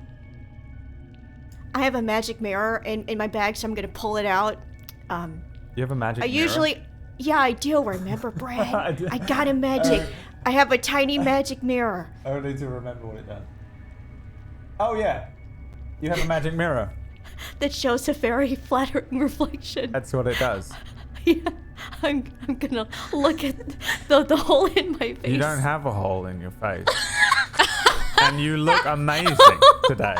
On top of it, like these guys look bedraggled. They've been in the rain. They're covered in blood, and not just their own. They've been swimming. They've been sleeping rough in this cave, and you look fantastic. You look brand new. Wow. No wound on your face. Thing didn't leave a mark. Do I see a wound on his face? Oh yes, absolutely. The mirror casts a very flattering reflection of yourself. That's Hold what on. the mirror does. Well, I guess I can't tell what he's seeing, so I wouldn't even know anything's wrong with the mirror. I'll just instead say, hopefully didn't have any venom. Do you want me to Doesn't take a seem look like at that? Usually in venom, things go red and swell very quickly and stuff. It doesn't seem like that. It just looks like a wound. It looks like they've got like lots of little pincer bites and kind of a red circle, covered circle where these things were buried into their cheeks, pulling the skin down around it. But it seems fine. Do we think maybe we should Yes. check out the other path? I mean, we've Or should we come keep quite going? we've come quite a ways down this tunnel. And granted, these things are vile and disgusting, but no reason to turn back, I don't think. Okay. I hope you don't eat those words. I'm not eating anything down here. Mm-hmm. What did you do, Fire? How did they let go? Oh, Oil? oil. I just put some oil on them, and that's how you remove them. You know, for a sec I thought you were just trying to make them slippery, but I think they just don't like the taste. Or maybe the smell. Yeah, I'm 'Cause very... those teeth were... Those teeth I know were a lot dug about in. removing leeches, so... I'll take your word for it then. Mm-hmm. I'll turn and look at the mark on Fix's neck and see if there's any like obvious signs of poison or anything else left behind. No, it doesn't seem like it. Okay. At least it looks like it was only teeth, no venom. Mm-hmm. Next Just time you want keep to an tear eye my on neck it. off, can you give me a warning, please? Oh, sure. Next time I'll just, not help. I appreciate your help. You were the one screaming, get it off. If I help, you're unhappy, and if I don't help, you'd be unhappy. Whatever. Just start walking down the cave. I think I'm in front of you, so you can't even stop. I'm trying to go around her, and I can't fit. I'm like, just walk forward. My arm out. I'm going to send Vita down there. Okay. And yes. Not too far ahead of you. The path opens up. Maybe if you're kind of walking and Vita's going ahead, maybe only a few minutes, 3 to 5 minutes, you get the sense returned to you, that kind of strange psychic link you have that is more colors and shapes and feelings than it is words, that there is another cavern opening up, big wide space, and water on the ground, that sense of fear again. And let me see, roll. Do you have a character sheet? Did I give you his character sheet? yeah. Yes. 100% know how to use it. Oh yes, I will you just have an NPC sheet. So it works pretty much the same as your sheet does. The things that turn red when you hover over them will allow him to use his abilities. But the same goes for Strength, Dex, Con, Int, Wiz, and Charisma. He doesn't have any proficiencies, so they don't come up. So whenever I call for a check from the familiar, you just roll the appropriate thing. For example, a perception check is wisdom, so roll me a wisdom check from Vita's sheet. 15. There's a few moments that pass before you get the sense that Vita hears danger. Whatever that means. Hears What would danger. Vita consider danger? Do you bring them back or do you make them stay? I make them stay. Okay. A Few moments pass. Yeah. Definitely something in here, is the sense you get. Do I get a sense of what kind of something? What size? Here's creatures. Creatures. Are you like sharing your senses with it right now, or are you just communicating with it? Like seeing through its eyes and whatnot? Yeah, I think I'm seeing through its eyes. You can't see through its eyes. You can Oh, well. psychically communicate with them. Do I lose my senses when I do that? Nope. Oh, okay. Interesting. You don't walk into the familiar, though there is an ability to do that, or a spell that lets you do that, I think. You simply have a psychic link. I will double check. Yeah, my bad. Never mind. Then I thought she got that by default from Pact of the Chain or whatever. Let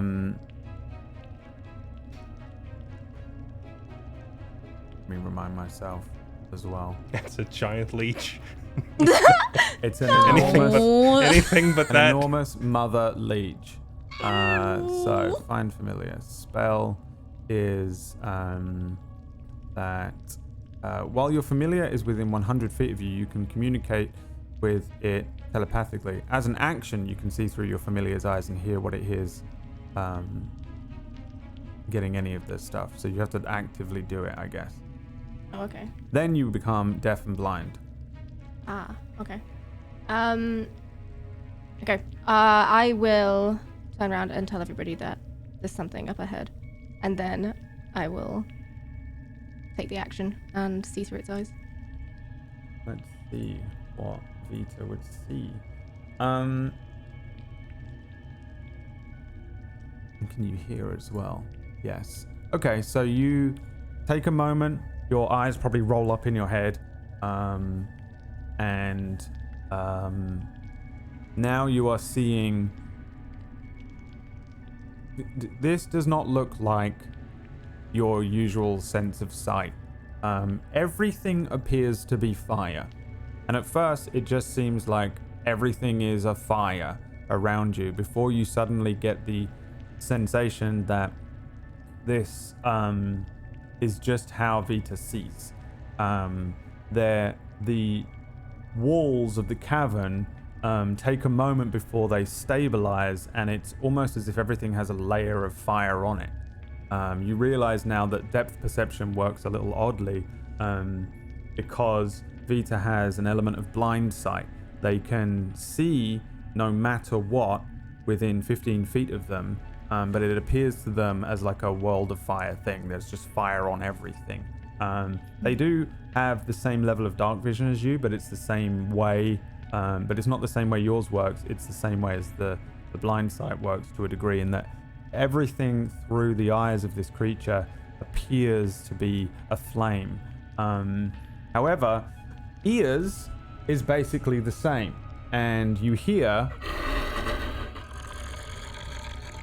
the growling of a creature coming from somewhere beyond where your eyes can see.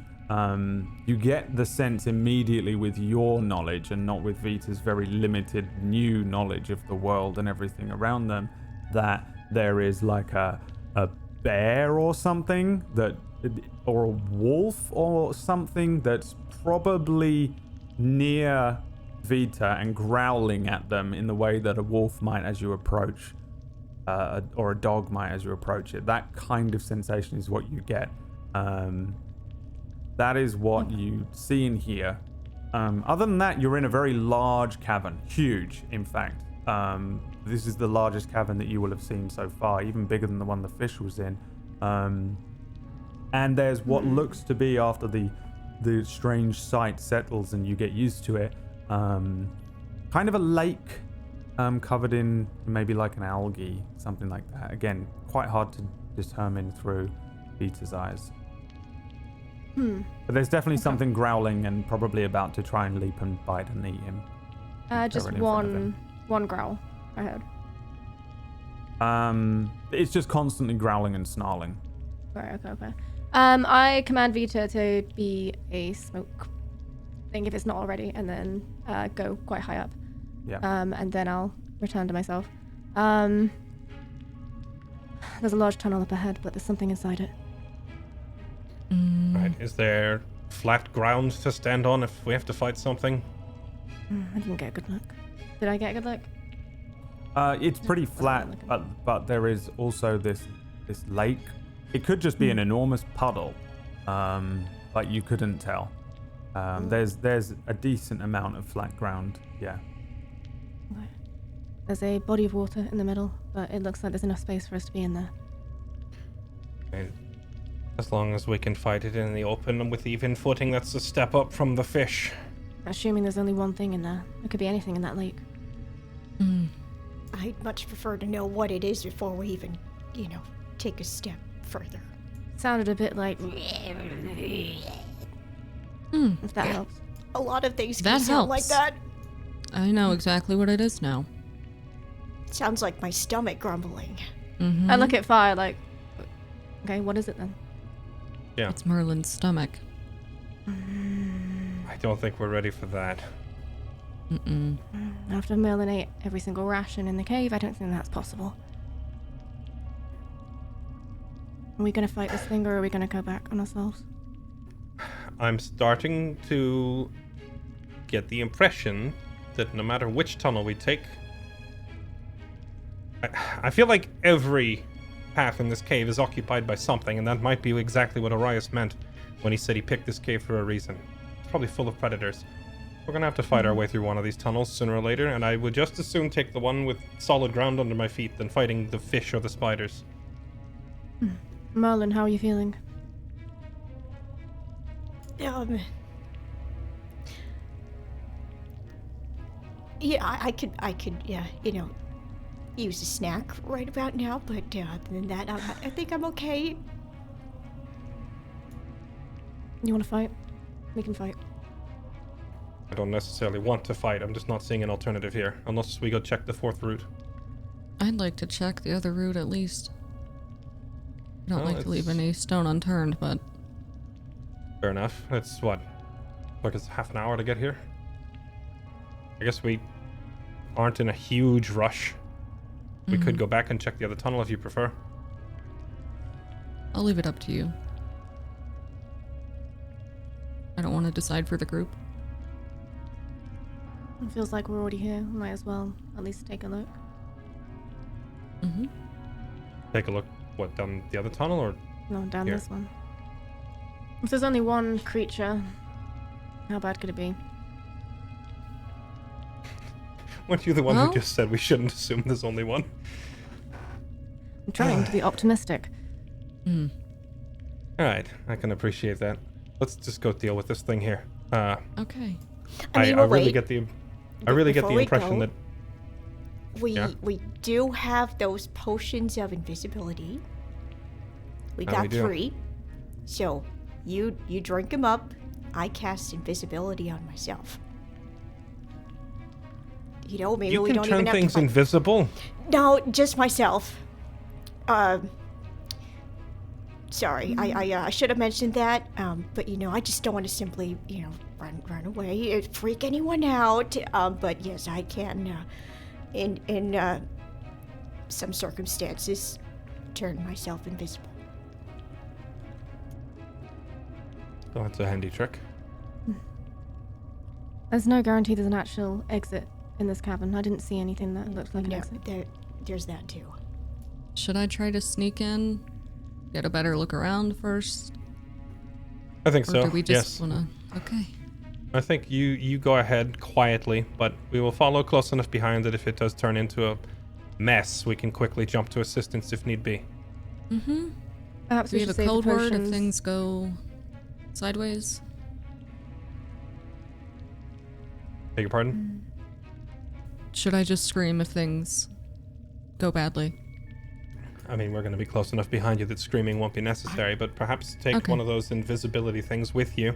I'm If they going really- to fire. If you end up in a situation that you don't think you can get out of or wait for us, maybe just vanish. Okay. Okay, I'm heading down a tunnel towards Growling. Just one caveat here is I feel like a lot of the things down here that live in the dark probably don't rely too much on their eyes. So I'm not entirely convinced that invisibility will help us a whole lot. Just keep that in mind. Perfect. And I'll just crouch and start sneaking. All right, give me a stealth check. 13. A 13. You start moving towards the cavern, the more open area. And yeah. Do we get a scene of like having to inch your way past everyone on the aisle at the movie theater? as Yeah, she's absolutely. Yeah. That passing happens for a Yeah, moment. this- a little She cave. Excuse tries me, to pardon me, squeeze excuse me, past, excuse and me, then excuse me, she sorry. disappears into the darkness. Yeah, you move forward until it opens up, and you now become aware of this cavern. It's much larger than the very small little areas that you guys have been going through since leaving the first cavern that you were in. And this is even bigger than that. Ahead of you, it turns. It sort of as soon as you enter the cavern, you're met with a wall on the other side. But you can see that the I guess pathway goes around the area that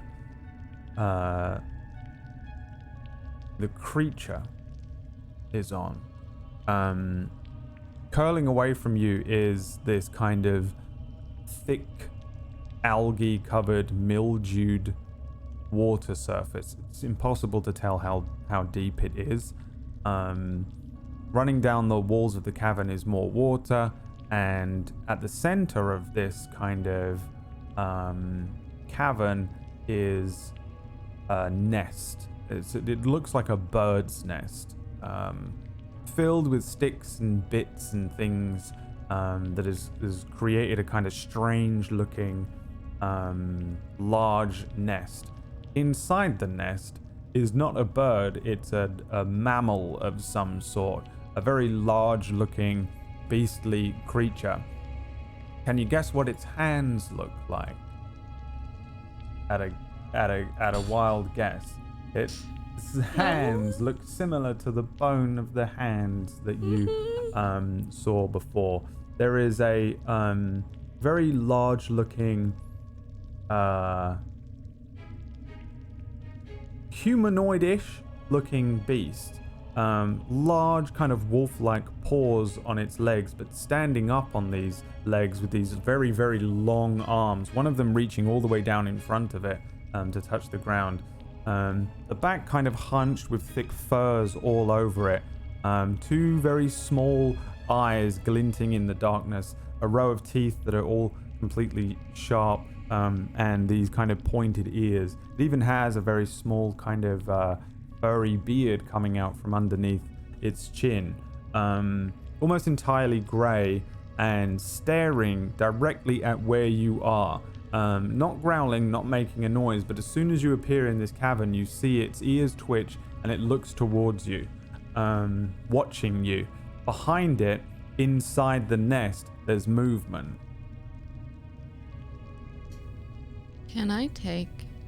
Is it possible for me to silently take a ball bearing from my bag? Absolutely, yes. And I would like to flick it away from me against a wall or something. Yeah. I just want to see if it's based on sound. You flick the ball bearing at a wall, it dings a little bit before plopping into the water. The creature follows the ball bearing quickly, like a dog might follow a toy, and then it puts its eyes back on you. So it seems like... Do I get the vibe that it's looking right at me, can see me fine? 100%. It's looking right at you. Fuck. Okay. I slowly walk back until I hit one of my friends. Yeah. And I don't even move my head, or I'm only moving my legs. And I just say, it's right there. It can definitely see me. What was it? I don't fucking know. Does it look killable? Yeah, give us something to work with here. Okay. Take a human and stretch them bigger, taller, make them really hairy, and have their arms long enough to dangle nearly to the floor in front of them.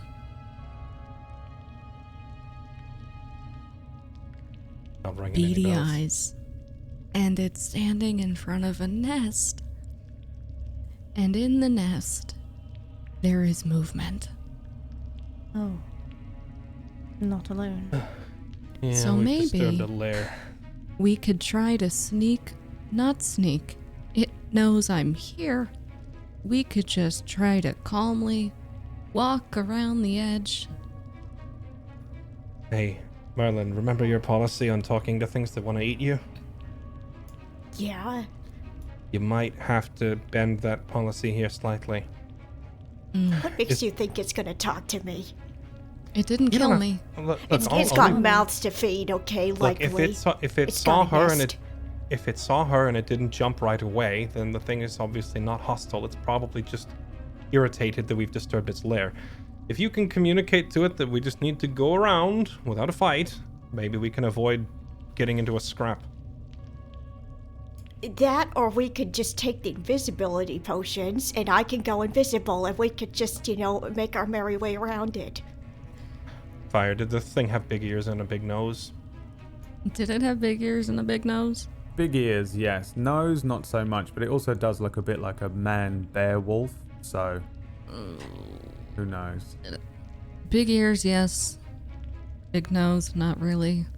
I'm not entirely convinced that anything down here is going to be fooled by turning invisible. What I could do is go myself and just walk around very slowly. Is its nest blocking the exit or the path forward? Is it like right in the way? Can we not go around it? We can go around it. I think Merlin should try and talk to it. I think we all just move around it as far as we can, and if it gets close, maybe... Merlin, I don't know if you actually use words or if you just, like, brain talk or whatever, but just kind of communicate to it that we're just going around. Well, first off, I don't even know what it is, so I may not even be able to speak its language. It's like if a human made a baby with a bear and that had a baby with a wolf.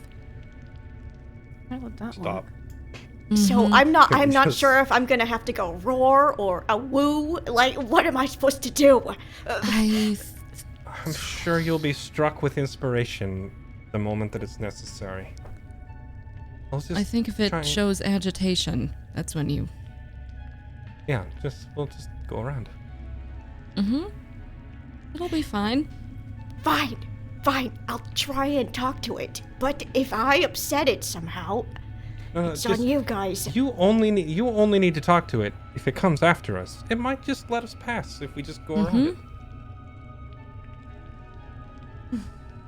Okay. Is anything wrong? So, you guys play the Always Sunny theme, and it comes up with a title card that says Merlin upsets the man, bear, wolf. You guys can head forward cautiously and quietly to the area where fire made it to, and you can now very clearly see the area as well. Just to reiterate what you're looking at, imagine a kind of U-bend, I guess, or a C shape. You're opening up this cavern. There's a central kind of area that is entirely rock, attached to a land mass in the middle of what appears to be water. We'll call it a lake, and you for sure will have to step into the water and potentially walk around the edge of this thing if that's your plan, very quietly moving around the edge. Alternatively, you can just walk up onto the landmass with this creature on it.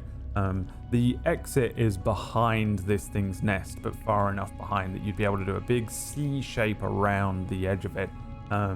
As soon as you guys do enter the area, you see this creature, this kind of thing, shaggy, kind of matted hair looking at you.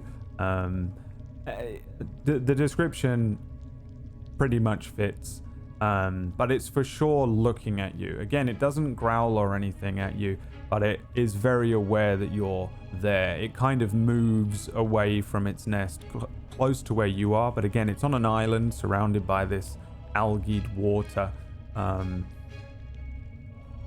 You're all standing looking at it, and it's looking at you. Again, behind it is a pretty big nest. The nest could easily hold it. It seems to live in it as well. But there's something else moving around in there as this thing is looking at you.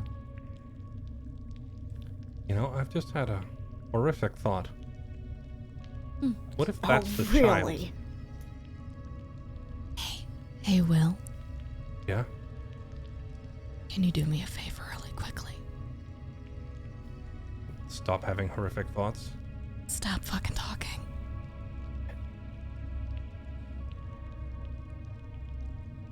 Merlin. You want me to try and talk to it now? It just seems move like it's around not mad. It's fine. Everything's fine. If it's not angry yet, Oh, it's not God. give it a reason to be mad. And I'm gonna start rotating around it. And you said that to circle around it, we're gonna have to go in the water, right? You're gonna have to step into the water. Yeah. Again, it's kind of covered in algae, so you're not Okay, sure how how- deep it is. Okay. I'll walk to the water's edge and then just I'll put my foot maybe. I'm already soaking wet from swimming anyway, and probably still not entirely dry, so why not? I'll put my foot in like about 4 or 5 inches deep, fishing around for the floor. You don't See how find deep the it is? floor. The thing is watching you. It even takes a step forward when you take a step forward.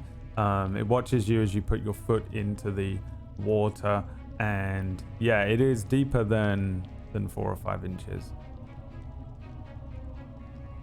This water's pretty deep. Well, looks like someone's gonna have to carry me while I'm talking to it.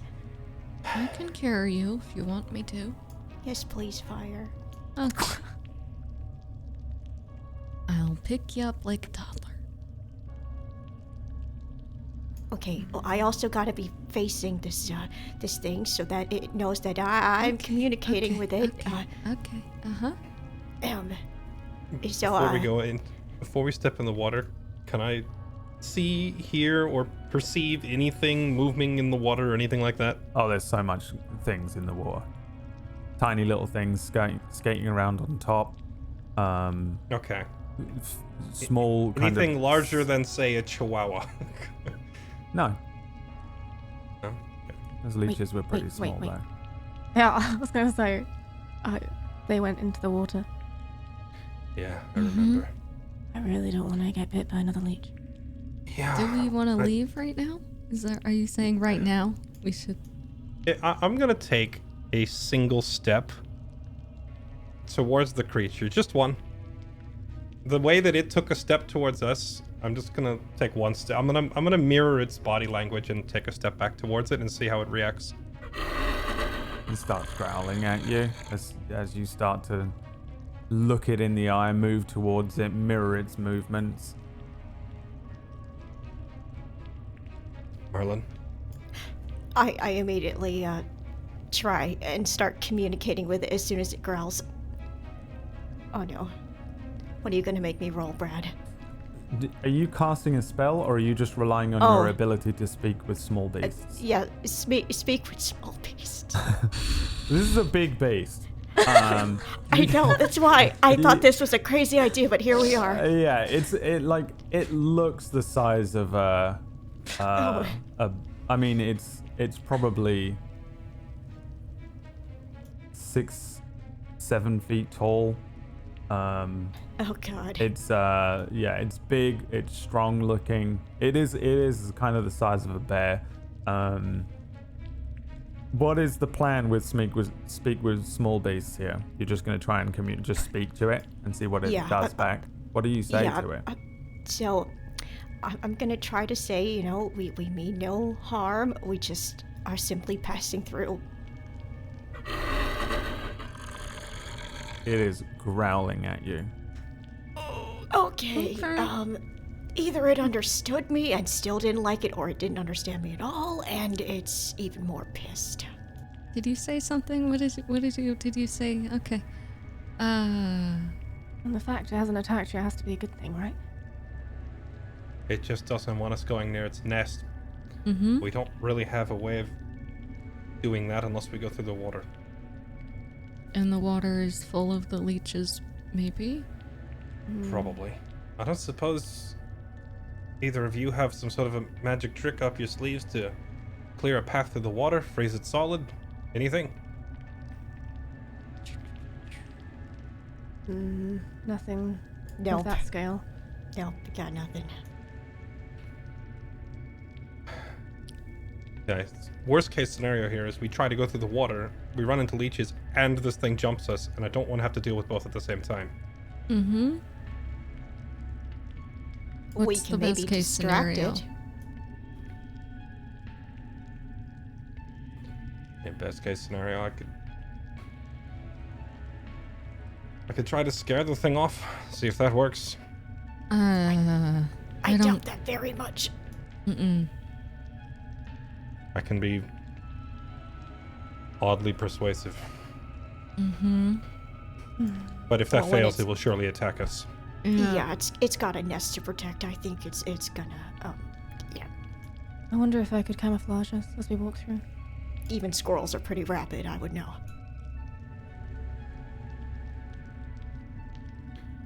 I could also just attempt to treat it like any other wild animal and calm it down. You could try.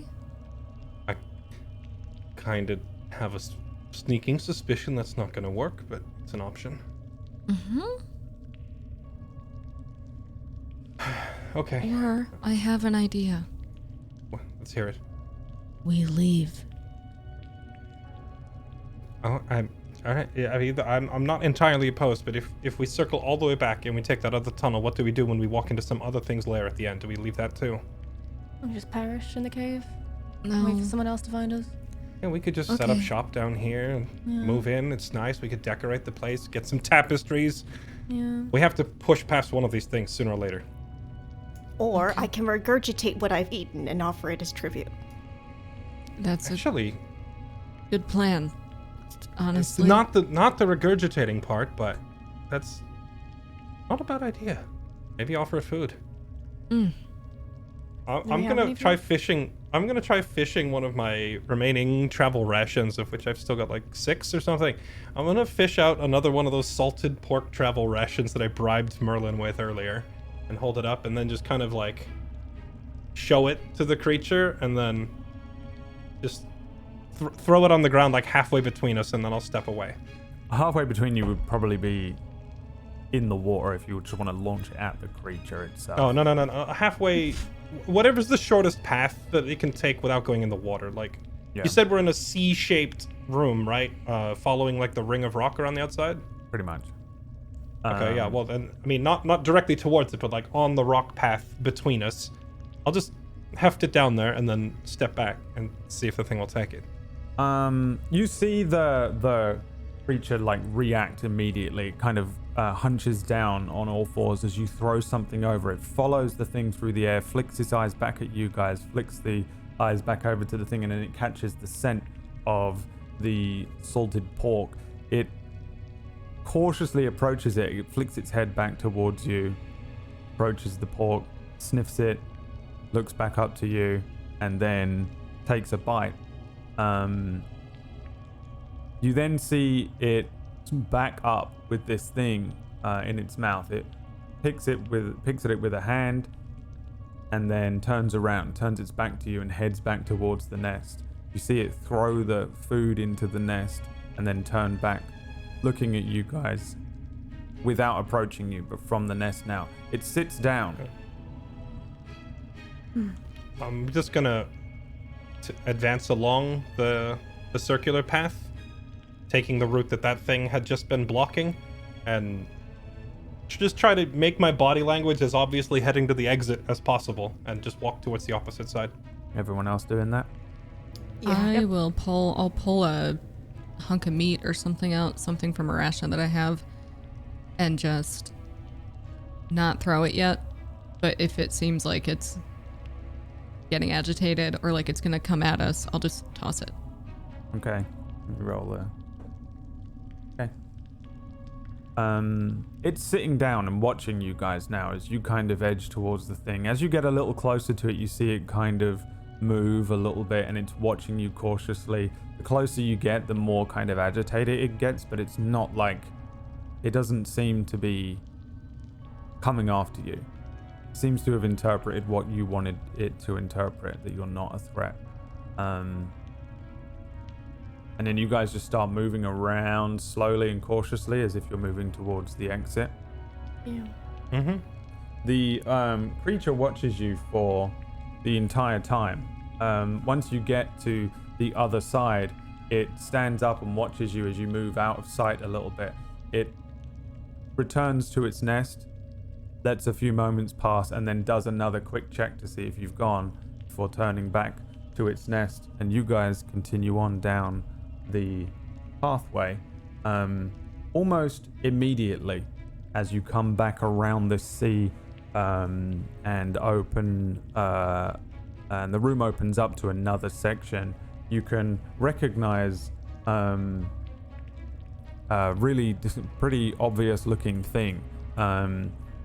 There is ahead of you a what looks like a waterfall, but it's not making any sound or no sort of rushing water coming from it, but there's definitely a waterfall coming down from an opening up in the cavern ceiling.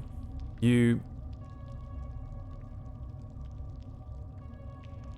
would also recognize that there's a very light glow, a sort of source of light near the base of this waterfall, coming off of some of the rocks and slabs there, as well as a kind of circular glow coming from behind the waterfall itself.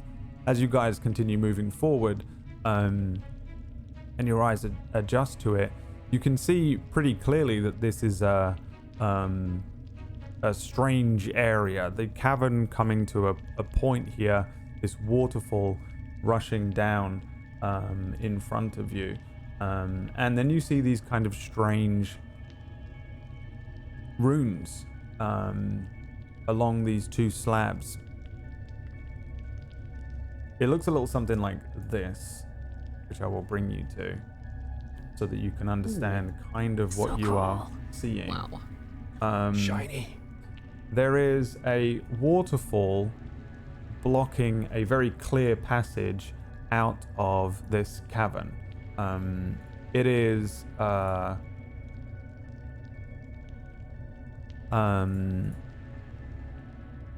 there is a set of rocks oddly placed up to a hole with strange kind of paintings around this passageway. You would have to climb up and then climb into the passageway, but as you guys get closer, you can see through this water very clearly that this is a passageway out of this cavern.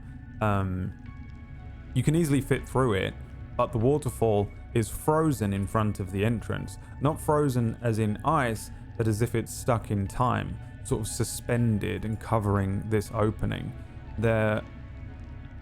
Either side of this suspended waterfall are two enormous slabs of stone, and there are these glowing runes present on this stone and sort of around the area a little bit as well. The strange kind of green and blue lines and circles glow as if they're part of the stone itself, not really as if they're painted on. And they coalesce around a perfectly circular hole, which is in each of these slabs, large enough that you could fit like an ogre's hand in it. What do you guys do? This is at the end of that cavern. Marla? I'll immediately investigate if I recognize these runes. Yeah, give me an Arcana check. Okay, Arcana.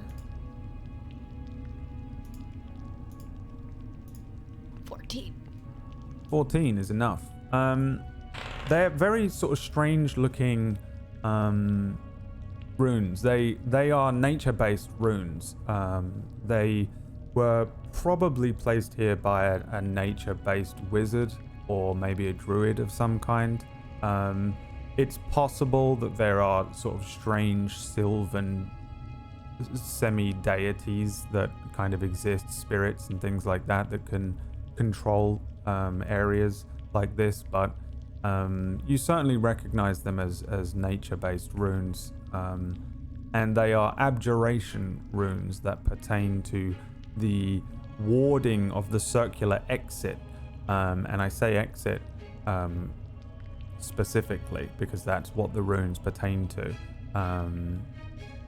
This is a ward to it's kind of acting like a door behind this suspended waterfall.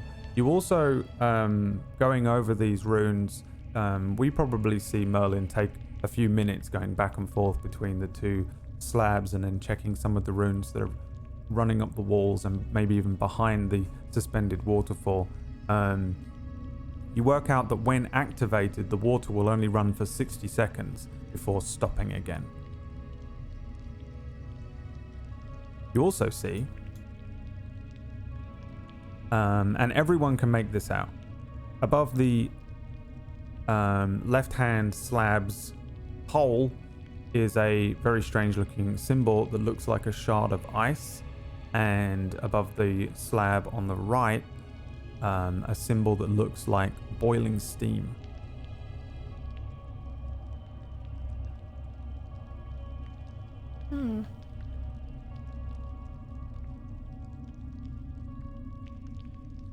So this here is an exit, but it seems like we have to do something in order to activate it.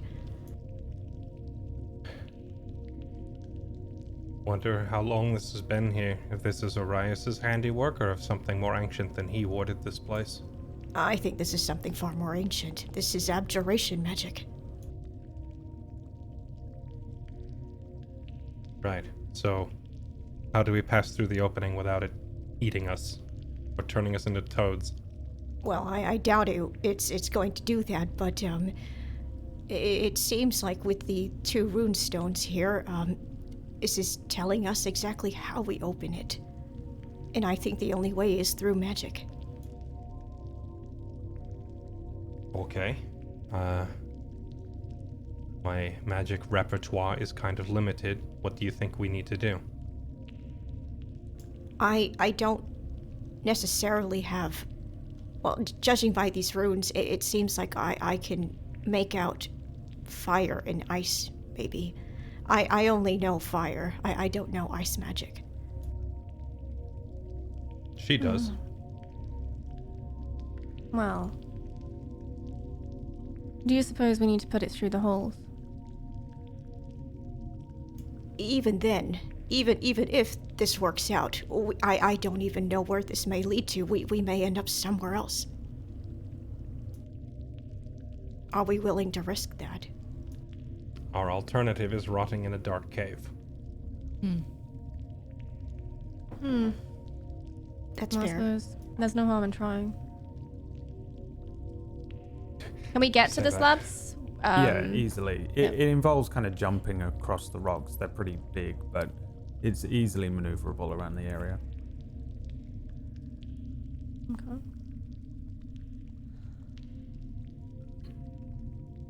Okay, just in theory, assuming that you do fire and ice and that is a key or an activation or whatever, what are the chances of it, I don't know, summoning a massive monster that stomps on us? I mean, who's to say something can't enter? That's... It's possible. Hey.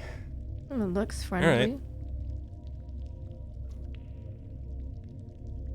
Perhaps we should rest for a moment first. It's been quite the stressful journey so far. I'd like to do a short Look. rest. Yeah, we could take a second here and catch our breath. We have a very efficient guard dog watching the tunnel behind us, so I doubt we'll have anything come from that way. So, as long as you don't piss off the creature behind you, and you spend, half an hour to an hour here, you can easily do a short rest. Warlock will regain spell slots, and you can use a hit die, or as many hit die as you want, to regain any HP, and any abilities you get back on a short rest. You can have. You also really haven't been doing anything other than walking cautiously since the leeches, which kind of constitutes a short rest as well. When you're not doing anything incredibly arduous, which these tunnels aren't easy to move through, but I'll give you the benefit of the doubt that you haven't really done anything crazy here. So we can assume that you're rested enough or recovered a little bit from the previous section. Our warlock just wants her armor of Agatha's back. I know.